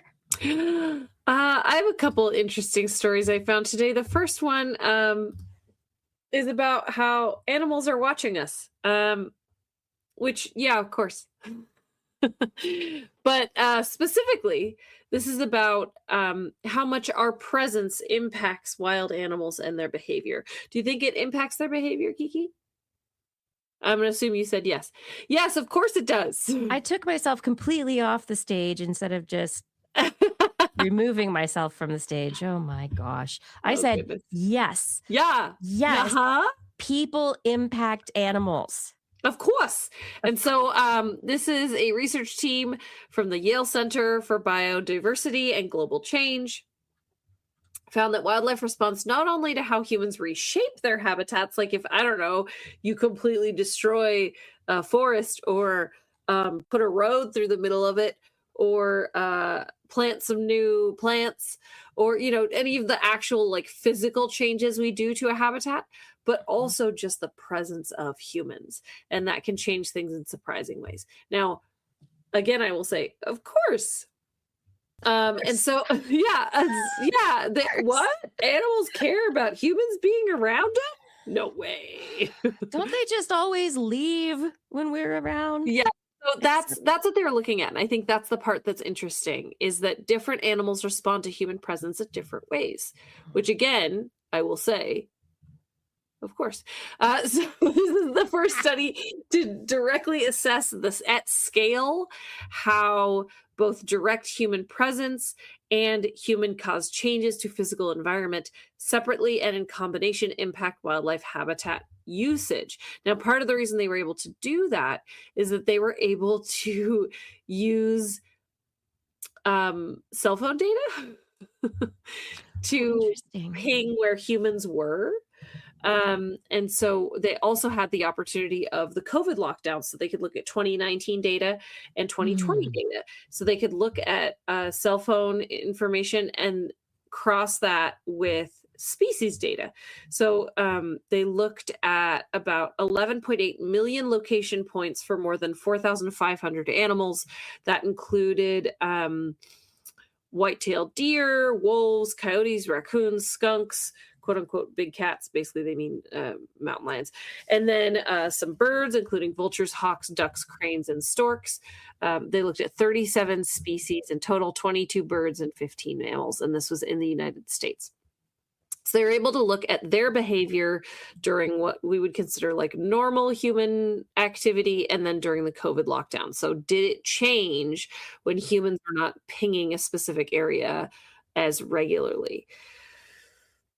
COVID lockdowns dramatically altered human and movement patterns, and that in turn showed that more than 65% of species changed their behavior based on the presence of humans. The presence tended to matter most in the less developed natural settings because urbanized animals are used to humans, so they are less spooked by them overall. Many reduced the amount of space that they use to avoid people, but there were a few cases where they had the opposite response. So gray wolves, for example, they actually expanded their range in the presence of humans. Their theory is that this is because they were trying to travel farther to steer clear. However, in animals like ravens, they covered more ground when humans are around, and their hypothesis there is that they were taking advantage of food sources linked to people. Coyotes, in contrast, restricted their movements, basically hid while humans were around. Yeah. So this is finding that individual animals respond, entire species will respond, an ecosystem will respond, but also an individual will change their behaviors from one year to the next and then rebound back to previous behavior. So knowing that habitat loss is a driver of biodiversity loss in general, and that we look at things like habitat fragmentation when we put in roads, we look at loss of habitat when we put in parking lots or whatever, you know. But this is also looking at just human presence being a form of habitat loss. So the wonderful huge forest park that we have here around Portland, it's, you know, people talk about how wonderful it is for being one of the largest metropolitan parks in the United States. There are trails all the way through it. So people constantly hiking, walking. I mean, it's not, you know, a constant stream of people, but there's always people. Yes. And so, I currently work for a parks department, and the parks department that I work for is very focused on human use, but they work in tandem with open space districts, because the open space districts are the ones focused on habitat and wildlife corridors. And so, for example, there are a couple parks that are technically in our park system as the parks department that we lease, or, you know, it's a lease, but it's actually like it's for like a buck or something like that, Yeah. right? But the open space district manages it because it's been determined as a high value space for habitat and for wild animals. And so it's part of the management structure because, again, to harken back to what we were talking about with our guest, you don't want to cut people out of wild areas. You don't want to stop people from seeing animals because that's why we care. If people didn't spend time out in nature or see majesty, they wouldn't care if it was lost. Ultimately, that's the truth. It would be great if we just inherently cared about the natural world and wanted to save it, but a lot of the time you have to have a personal connection to it, to prioritize it, to call your senator, to fill out an RFI, right? To do all of these things that we were talking about, to like demand positive change for ecosystems. You have to make that connection. So you have to have opportunities for humans to be in spaces where they can interact with wildlife. But if you know that having humans around is an impact, then you can set aside space that is safe, just like, marine sanctuaries protect the ocean environments that are kind of high value, where maybe, there's nurseries for certain at-risk animals and things like that.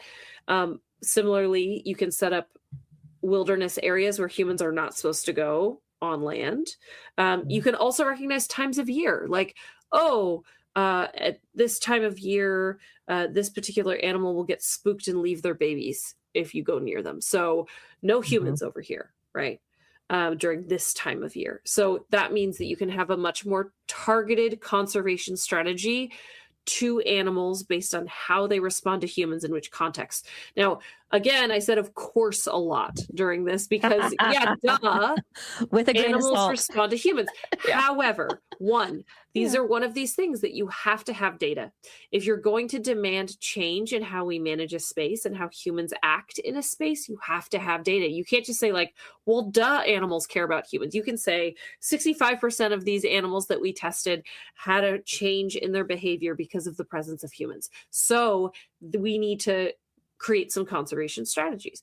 But also, you need to recognize how each animal behaves, how impactful it is, how much they can rebound. Like, these are all different kind of facets of, yes, of course, animals respond to human presence, but how? How does this species respond at this time of year? How does this species respond in this particular type of habitat? And it's part of the overall kind of impact strategy. And I really like the idea of talking about human presence as a form of habitat loss, because I haven't really heard that before, and it makes a lot of sense. If you're doing ecotourism, like, you might not actually be touching anything, but you might be fundamentally changing that space. Yeah, and it's, the one story, there is the fundamental changing of things. So there's a story about divers on coral reefs. Yeah, I saw that this week. Yeah, that divers might not think they're doing damage because they're not touching, or they're just lightly poking at things, but they're actually doing damage. And some of it is being there is like, it is interrupting the animals. For sure. Yeah. And then you flip your flipper and you send a huge wake of water that is very forceful towards something that might be very delicate and can break things. Yeah, you should look up the story if you're listening, because there was a person, I can't remember what the percentage was. It was crazy high, the number of scuba divers that actually make physical contact with the reef, even though they don't think that they do. It's something like 80% or something. Yeah, like, it was ridiculous. Was insane. So even if you think you're one of the good scuba divers, you probably kicked some reef. And in the same sense, hikers, mountain bikers, rock climbers, people who think they're really good at mountaineering and, leave no trace kind of individuals, you're still there. And there is probably some kind of damage you're doing that, as a big human, that you don't even realize you've done. Absolutely. Yeah. No, for sure. Yeah. Yeah. So unrelated, perhaps related, I also wanted to talk about a brand new tiny blue octopus that was discovered. I love this. Speaking of under the sea. This was discovered in 2015. However, Yes. it was finally described and given a genus and species Okay. this week. So this was finally released in a paper, along with some modeling of the animal, which I think is really cool. And that's what I mainly wanted to talk about. But there was something really interesting that came to mind while I was reading this study on the heels of the one that we just did. So I just want to see if, Kiki, if you end up getting there also. Okay. I'm very curious if other people would follow the same thought process here. So this is in the Galapagos Islands. And in 2015, there was a deep sea expedition aboard the Nautilus. We were just talking about that in collaboration with the Charles Darwin Foundation and the Galapagos National Park Directorate. They used a remotely operated underwater robot to explore the ocean floor. It was near Darwin Island. And they found about 5,800 feet below the Earth's surface an octopus. It looked a little different. It was blue. It was tiny. It's about the size of the palm of your hand. So cute. And they collected it. In fact, they collected thousands of specimens on this trip because that's what you do. You're out there with your machinery and all of your equipment. You collect the specimens, you take them back, and then you spend the next 11 years figuring out what they are. Yep. Sometimes much, much longer, right? Especially Sometimes soft-bodied creatures. Yes, absolutely. So they had many, they say dozens of deep sea specimens that they collected. They sort through the specimens, and then particularly this tiny blue octopus, they're saying it's about the size of a golf ball, seemed unusual, seemed a little different from other octopuses you might see. They didn't know what species it was. It was maybe something they hadn't seen before. They reached out to an octopus expert, Janet Voigt, sent her a photo, and she was like, ooh, that's really cool and different. I need to see it closer. I need to go. So they actually preserved the octopus in alcohol and formalin. They sent the species from the Galapagos Islands to Chicago for her to examine at the Field Museum. And it was indeed a new species. But in order to figure that out, you have to look at things like the mouth, the beak, the teeth, internal organs. And to do that, you have to cut it open. But they have this one specimen of this new species. They don't want to cut it open. Yeah. So this is really cool. She worked with the manager of the Field Museum's X-ray computed tomography laboratory and did micro CT scanning of the octopus. It's non-destructive, so it means that, this thing's still intact, but they were able to do complete modeling of the internal structures and external structures of this guy. And so they were able to look at the body plan, look at its mouth, look at some of its internal organs. And from there, they were able to decide, yes, in fact, this is a new species to science. And they think that it sticks along with some other kind of really unusual octopuses. So the new species is called Microelodon galapagensis. And it's so funny, like this is so new. I looked up the genus Microelodon, and let's see if it updated since the last time I looked at it. On Wikipedia, it still only has one entry, and it's the Microelodon mangoldi, which is the sickle-toothed pygmy octopus that was found in 2004. That's the only other one in this genus that has been described. So, this was updated in the last 12 hours since I looked at this. Still they nothing. added it to Wikipedia. Man, Wikipedia just doing really good work out there. I never would have Wikipedia editors are the best.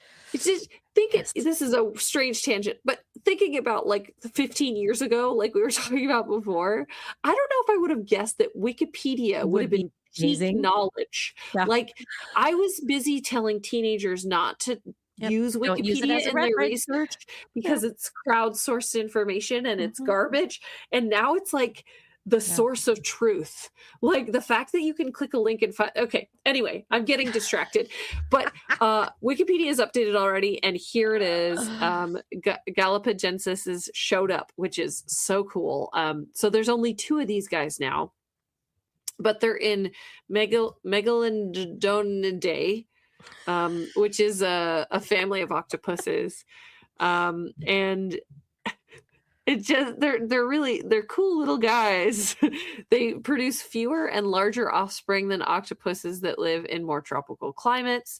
Their eggs are large, and they have about 43 species in 12 genera right now. So it's not a huge octopus family, but it's something. But they found that this is where this guy belongs based on all of the CT scanning and everything like that.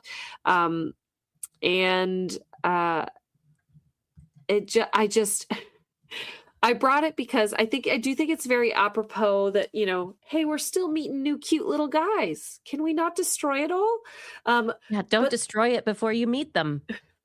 But this is the thing that where's the exact quote?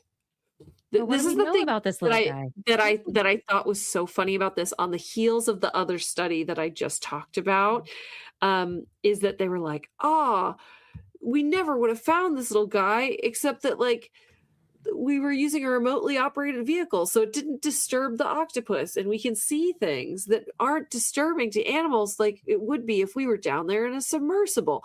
And I'm like, okay, but isn't it still something that's down there?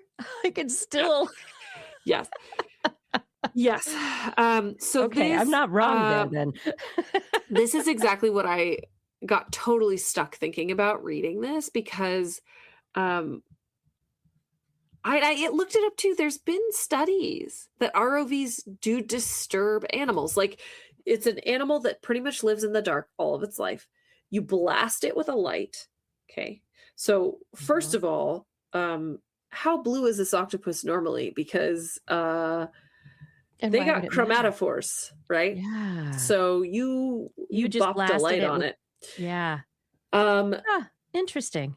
But I don't know. I got very distracted by this whole rabbit hole that I went down of like, is this impacting the animals? Like you are saying that human presence has an impact on animals, but the ROV doesn't. I don't believe that. I don't believe that for 1 second. So I don't know. That's my own little like hang up about this, is that I'm very happy we have ROVs, and I love all the cool new animals that we learn about. Like, to answer your question, Kiki, we don't know anything about this guy. No, he was just sitting there. He's just sitting there. He's just sitting there not doing anything, and it's like, we just found this. We don't know what his deal is. We don't know what their reproduction strategy is like. We don't know what their like self-defense strategies are. We don't know what they eat. We know nothing.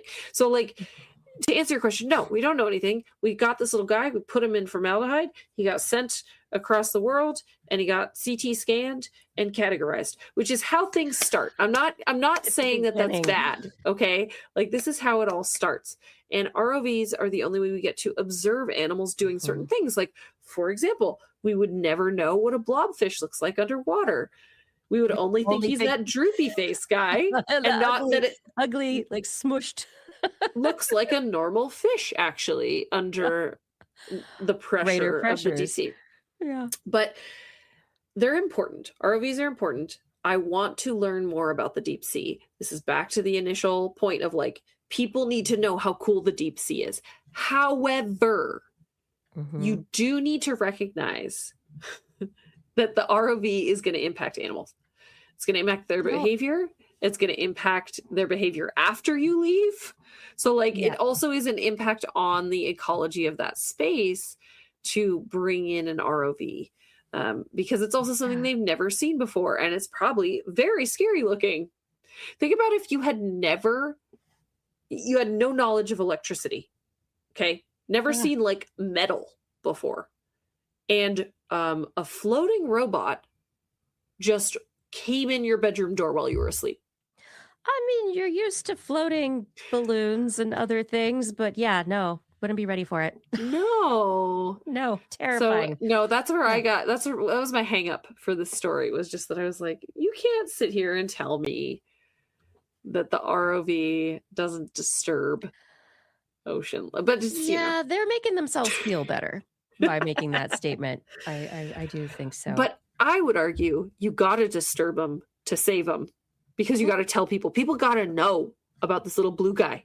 They do need to know. And I think people also need to know about the commentary from the researchers Oh, that were down there. Did you listen to the audio of these video files? I did not. I forgot about this aspect of deep sea exploration, and please hit me. Octopus, and that's what it is. What do you know? Can you turn it up? I don't know if I. Cute little guy or what? Cute little guy. It is sad though that I they wish just I could snatch get him audio and pop him in a jar. That does kind of make me sad. Anyway, yeah, part of the conversation is like, it's a cute little guy. And there's one, cute little someone guy. else is like, oh my gosh, I want one. You know, so they're like having the same kind of conversation that people in the audience are having right now. The kind of thought that you have upon seeing this little blue octopus. Little blue They were guy. not only having the strict scientific conversation, they were like, that thing is so cute. And so they were awed by the Yeah. cuteness. Cute little blue octopus. Yeah, I don't love know how why many I couldn't get cephalopod audio. treasures there are to be found in our ocean. So excited to learn more. So many cephalopod treasures. Do you want to give me the one quick and dirty for your beluga mirror? Oh, sure. test? Yeah. So I got very frustrated reading this very long article because Okay. the long and short of it is they belugas pass the mirror test, and I'm doing air quotes for that. They don't have hands, so they can't. So okay, so reminder: the mirror test, basically you put like a dot on an animal that they can only see in a mirror, and then you give them a mirror, and then the idea is if they try to paw at it or try to get to the dot, then they recognize that the thing in the mirror is them, and they can touch their head in conjunction with what they see in the mirror. So it's kind of like the Marx Brothers sketch where they're like moving for each other on either side of the fake mirror. It's like that. It's like you're I move my hand and that thing in the mirror moves its hand. Okay, so that's probably me. Oh, there's a thing on my head. Let me try to get that off, right? And so there's certain animals that have quote unquote passed the mirror test: Asian elephants, bottlenose dolphins, magpies, depending on who you ask, orcas, depending on who you ask. The cleaner wrasse was a recent one. I actually brought that to the show, I think last year. Yep. And then the article says, that's it. No dogs, no cats, no monkeys. Now, I know for a fact that I reported on monkeys passing the mirror test on this show. So what they said was that the person who developed the mirror test is a very harsh critic. Psychologist Gordon Gallup, he invented the test in 1970, and that he ultimately will say that certain animals like didn't really pass the test, even though the researchers doing the research said that they did. He would for some reason say like, oh, the animal doesn't show clear self-directed behavior. They're not actively trying to touch or examine the mark. It's just like, so I don't know, dubious. But I mean, it's an interesting test in the first place because it takes into account like this understanding of mirrors. There's all sorts of assumptions for the mirror test, and it doesn't take the behaviors of the animals into account. Yes, exactly. It also doesn't consider like, maybe I don't care there's a dot on my head. Mm-hmm. But also like the mechanical, like being able to look at something that is a mirror opposite of you and move and have that move and your brain recognize how that works. Like for human toddlers, it takes them a long time to figure out how that works. How if I You move my have to right first hand, it looks like you're understand moving the your mirror left hand. before you Yeah. can figure it out. Yeah. Yes. So it's like it's very complicated. It's also like it just feels like a very human-centric test to me, It which is. tracks with the fact that it's the 1970s. But I thought, wasn't there something that you reported on where they marked dogs with something like scent or something where it was something Yes. not like it was more apropos to dog behavior? Yes. Yes. So there are other tests out there besides the mirror test, I think, Yeah. ultimately to like Yeah. to recognize like self, what do they call it? I lost Theory of mind, sense of sense of self. self-recognition is Yep. the word I was trying to find that left my brain. And so Welcome to the club. essentially there were some belugas. They lived in an aquarium, which also complicates things. But they were marked with waterproof lipstick during feeding sessions, and they were exposed to a mirror. And 2 beluga whales showed the same progression of behavioral stages reported for other species to show self-recognition. They don't have hands, but they would try to orient the area of their body toward the mirror to look at it, I guess, and in some cases try to like rub it. So okay, maybe. I think on the whole, my expectation is that a lot more animals have self-recognition than don't. Like, I'm not saying that you're sitting there thinking like, all right, I'm a mouse and I'm gonna go do this thing, and I'm going to do this with my leg. Like, I understand there's a lot more impulsive response to your environment, a lot of like pre-programmed activity, like a lot of it is just response to stimuli, but that doesn't mean that you don't have a sense of self, especially if you think about all of the animals in the world that have hierarchies. You have to, I mean, there has to be, if you recognize other and can have directed behaviors like and pre-planned behaviors for yourself, the idea that you would have a sense of self, Yes, I think we have to test it, of course. find ways. But yes, you have to. So if you have a social hierarchy, or if you have a social structure where like I care for my child but not your child, to have a sense of mine means to have a sense of self, right? This belongs to me, this belongs to you. To have and any it's sort of separate language, and it's separate from me. yes, This is it can go away from me and then come back to me. Yes, absolutely. So I think there's a rich vein of research to be had here related to sense of self and different types of ways to study, particularly animals without hands. I think that was something that I thought was truly outrageous, that like they're like, oh, they kept orienting to look at the lipstick. Like, how do you know that that's because they recognize that it's on them and not that like, oh, there's a cool thing over there?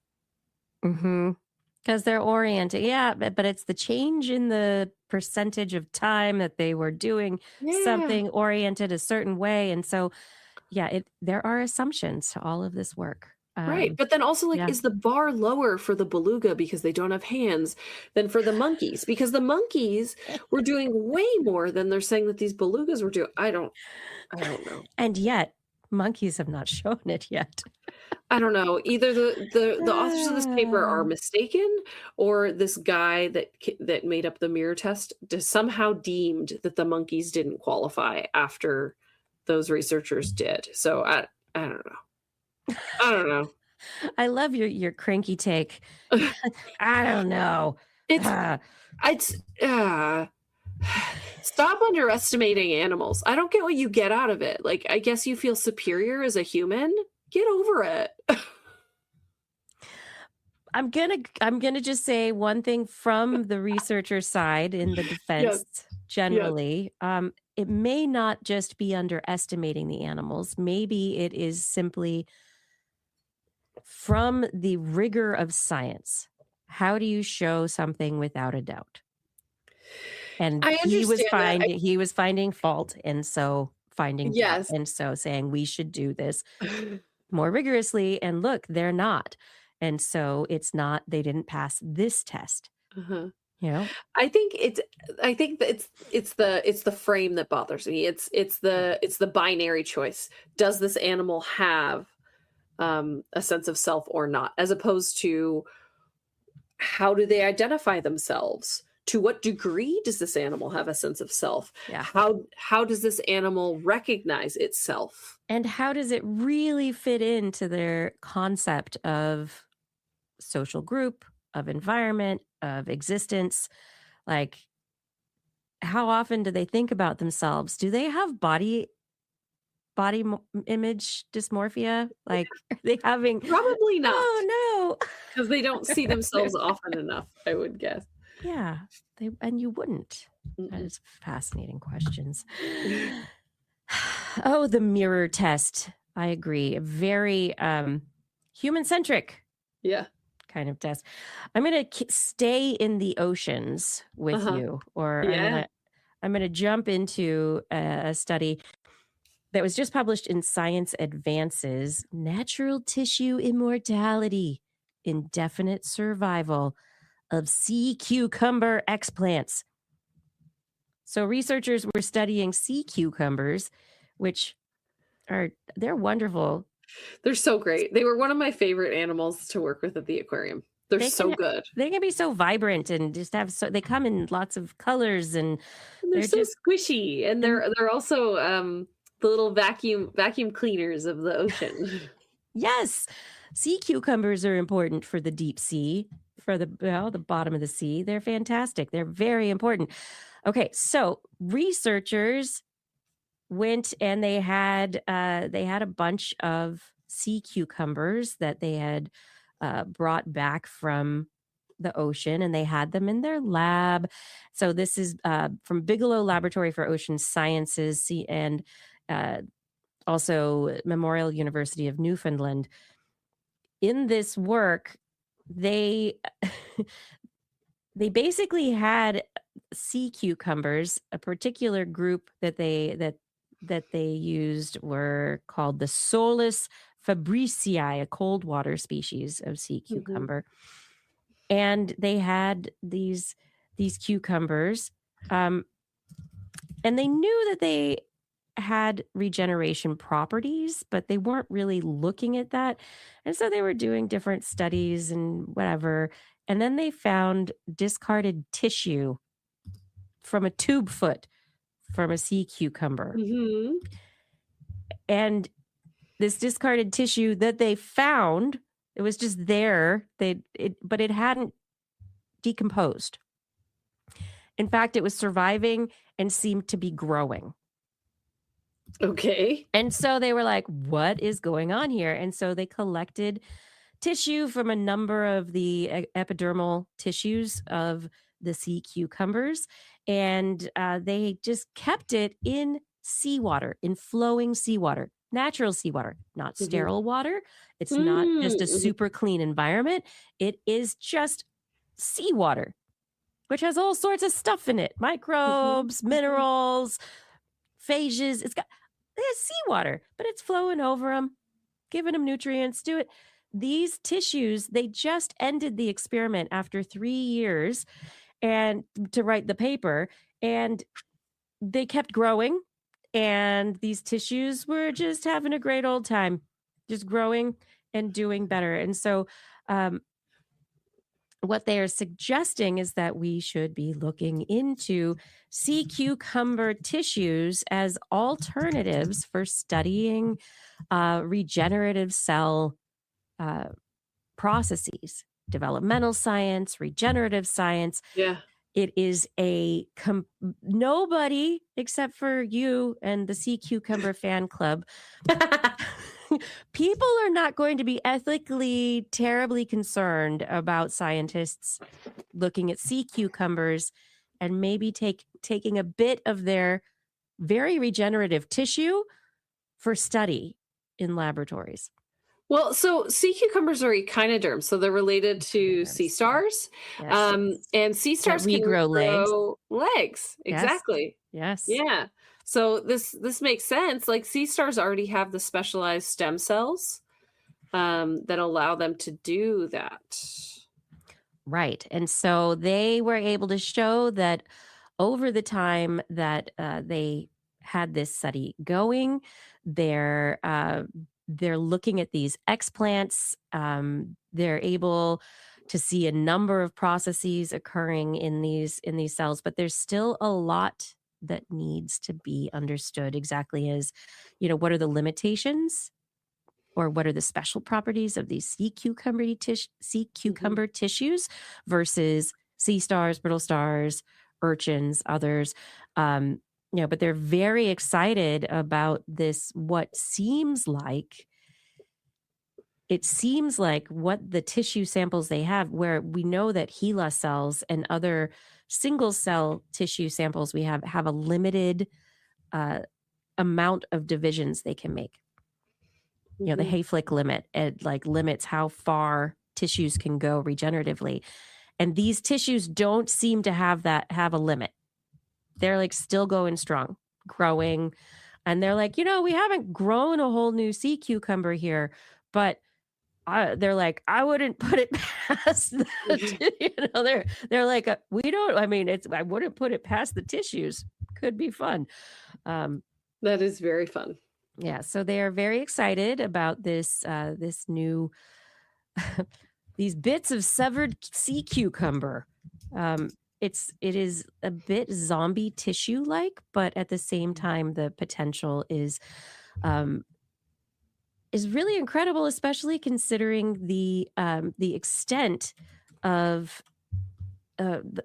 it's not sterile conditions. It's in natural seawater, and so this is the first time it hasn't been a crazy controlled laboratory environment for cell culture and tissue regeneration. It's just happening in the water, and they're happy to do it. So, yeah. That's part of the secret juice is just the ocean. There's stuff in there. And it could be part of, what are the nutrients in the ocean water? What are the microbes? What are the extracellular factors that are in there that could be making the difference?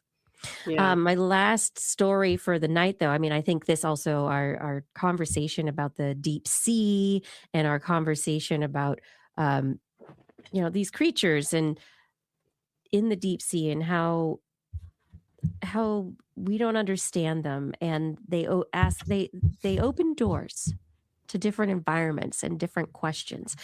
And in this last study, it's not even a study, it's what is kind of a study.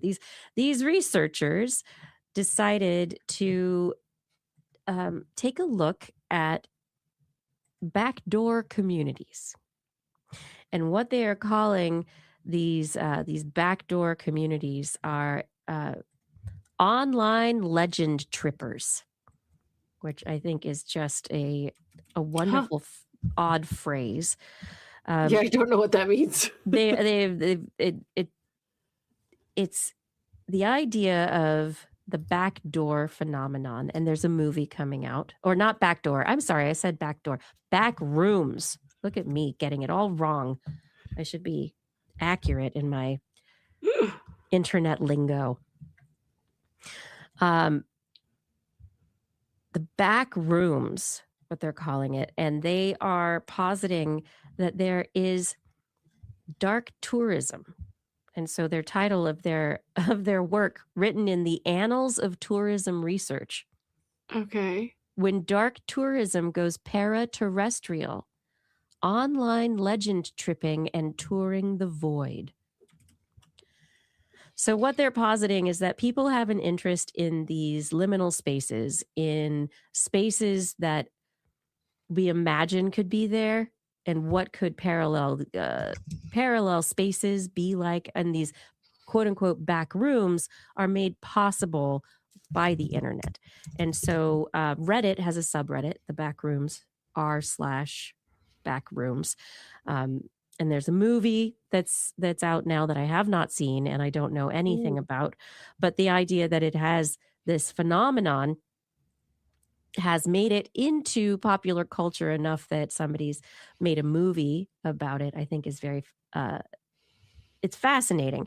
And so do these researchers, obviously. And so they looked at these back rooms on Reddit, and what they say is they unpacked the processes of temporal suspension.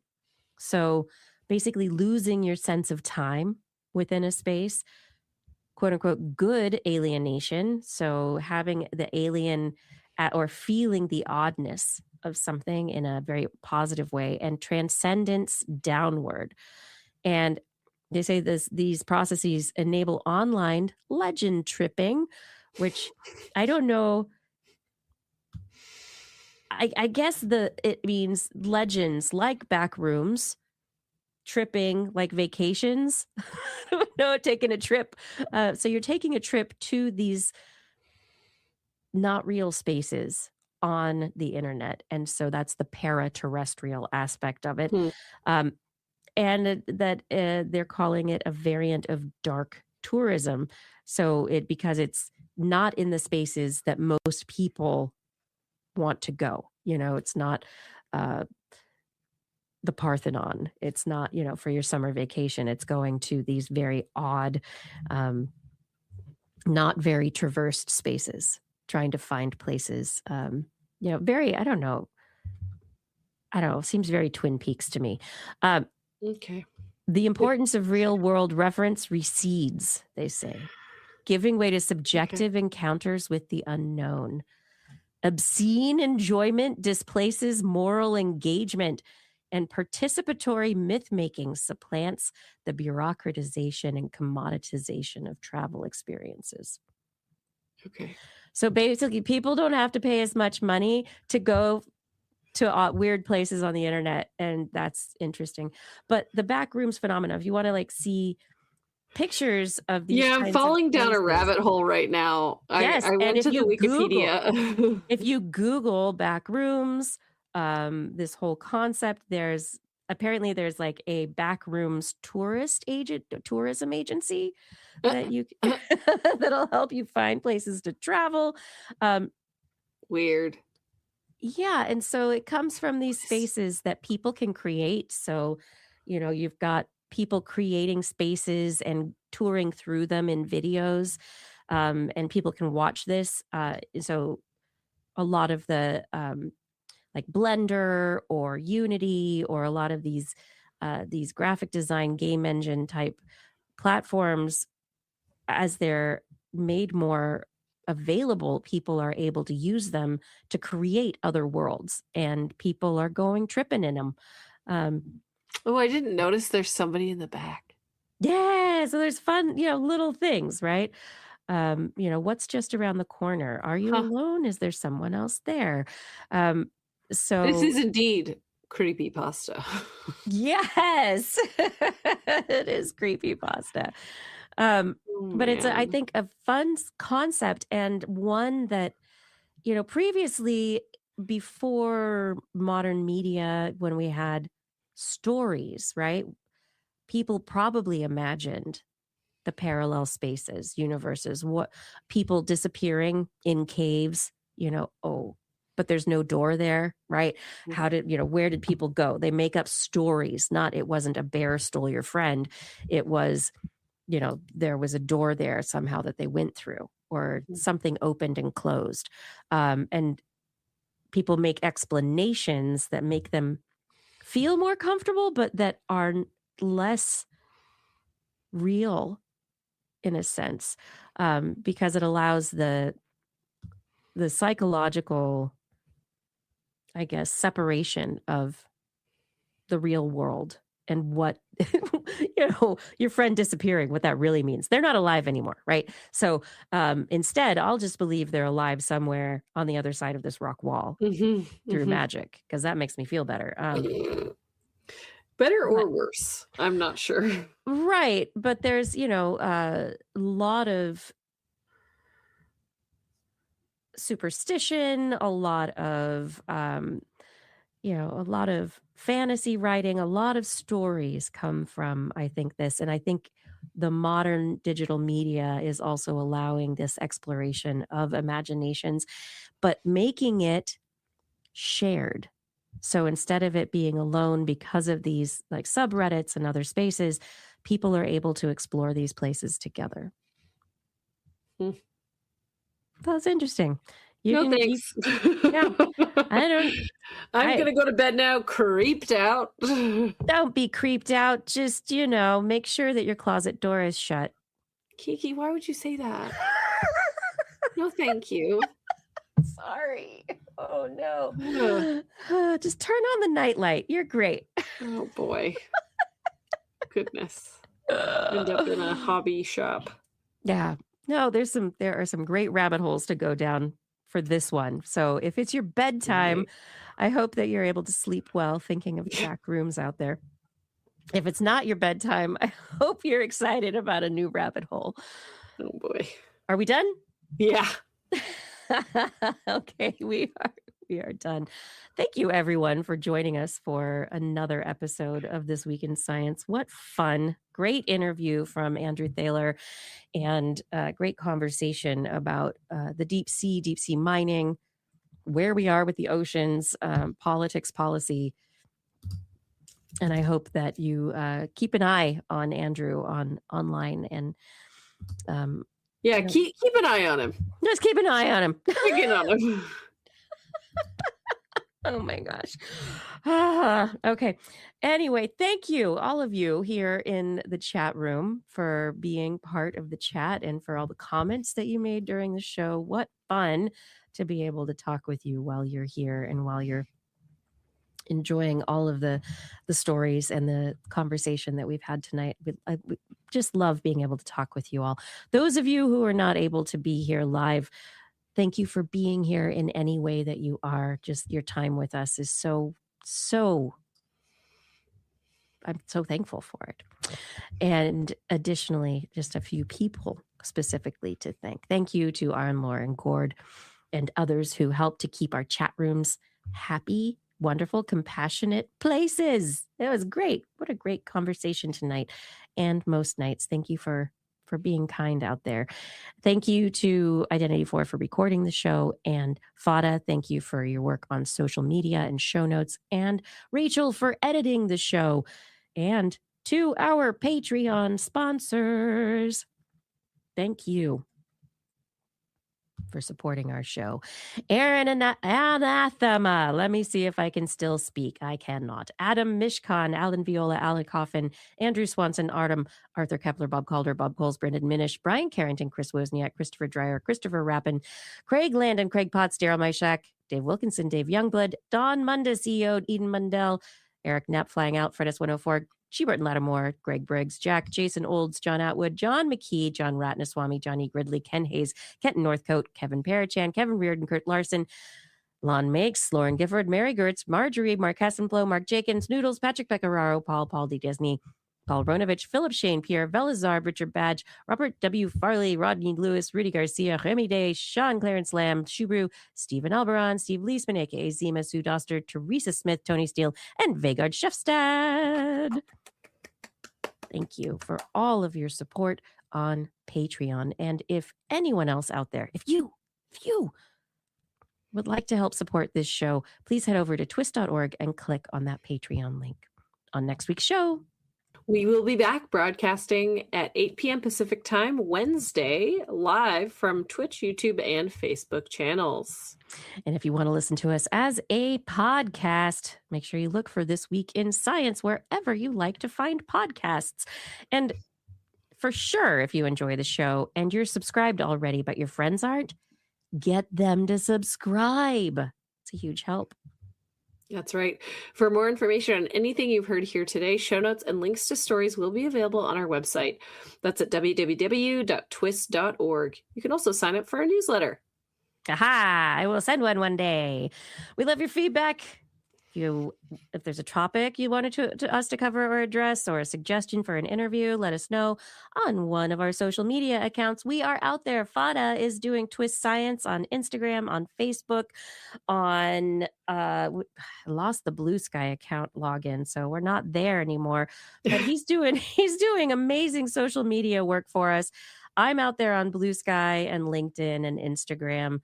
Blair is trying Instagram. to Instagram. Mhm. You can also find out on those social places about Blair's podcast. Oh, yes.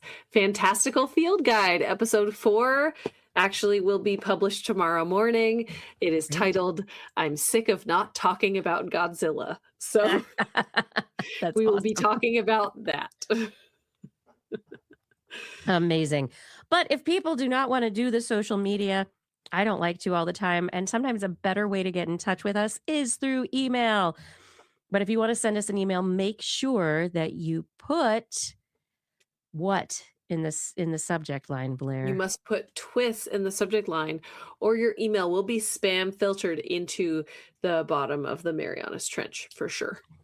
Nobody's going to get it then because it'll get covered up by blowback from with all the mining and whatever. Yeah. We look forward to discussing science with you again next week. And if you've learned anything from the show, remember, it's all in your head. This week in science. This week in science. This week in science. This week in science, it's the end of the world. So I'm setting up shop, got my banner unfurled. It says the scientist is in, I'm gonna sell my advice. Show them how to stop the robots with a simple device. I'll reverse global warming with a wave of my hand. And all it'll cost you is a couple of grand. 'Cause this week's science is coming your way. So everybody listen to what I say. I use the scientific method for all that it's worth. And I'll broadcast my opinion all over the earth. 'Cause it's this week in science. This week in science. This week in science. Science. Science. Science. Science. This week in science. This week in science. This week in science. This week in science. This week in science. This week in science. This week in science. This week in science.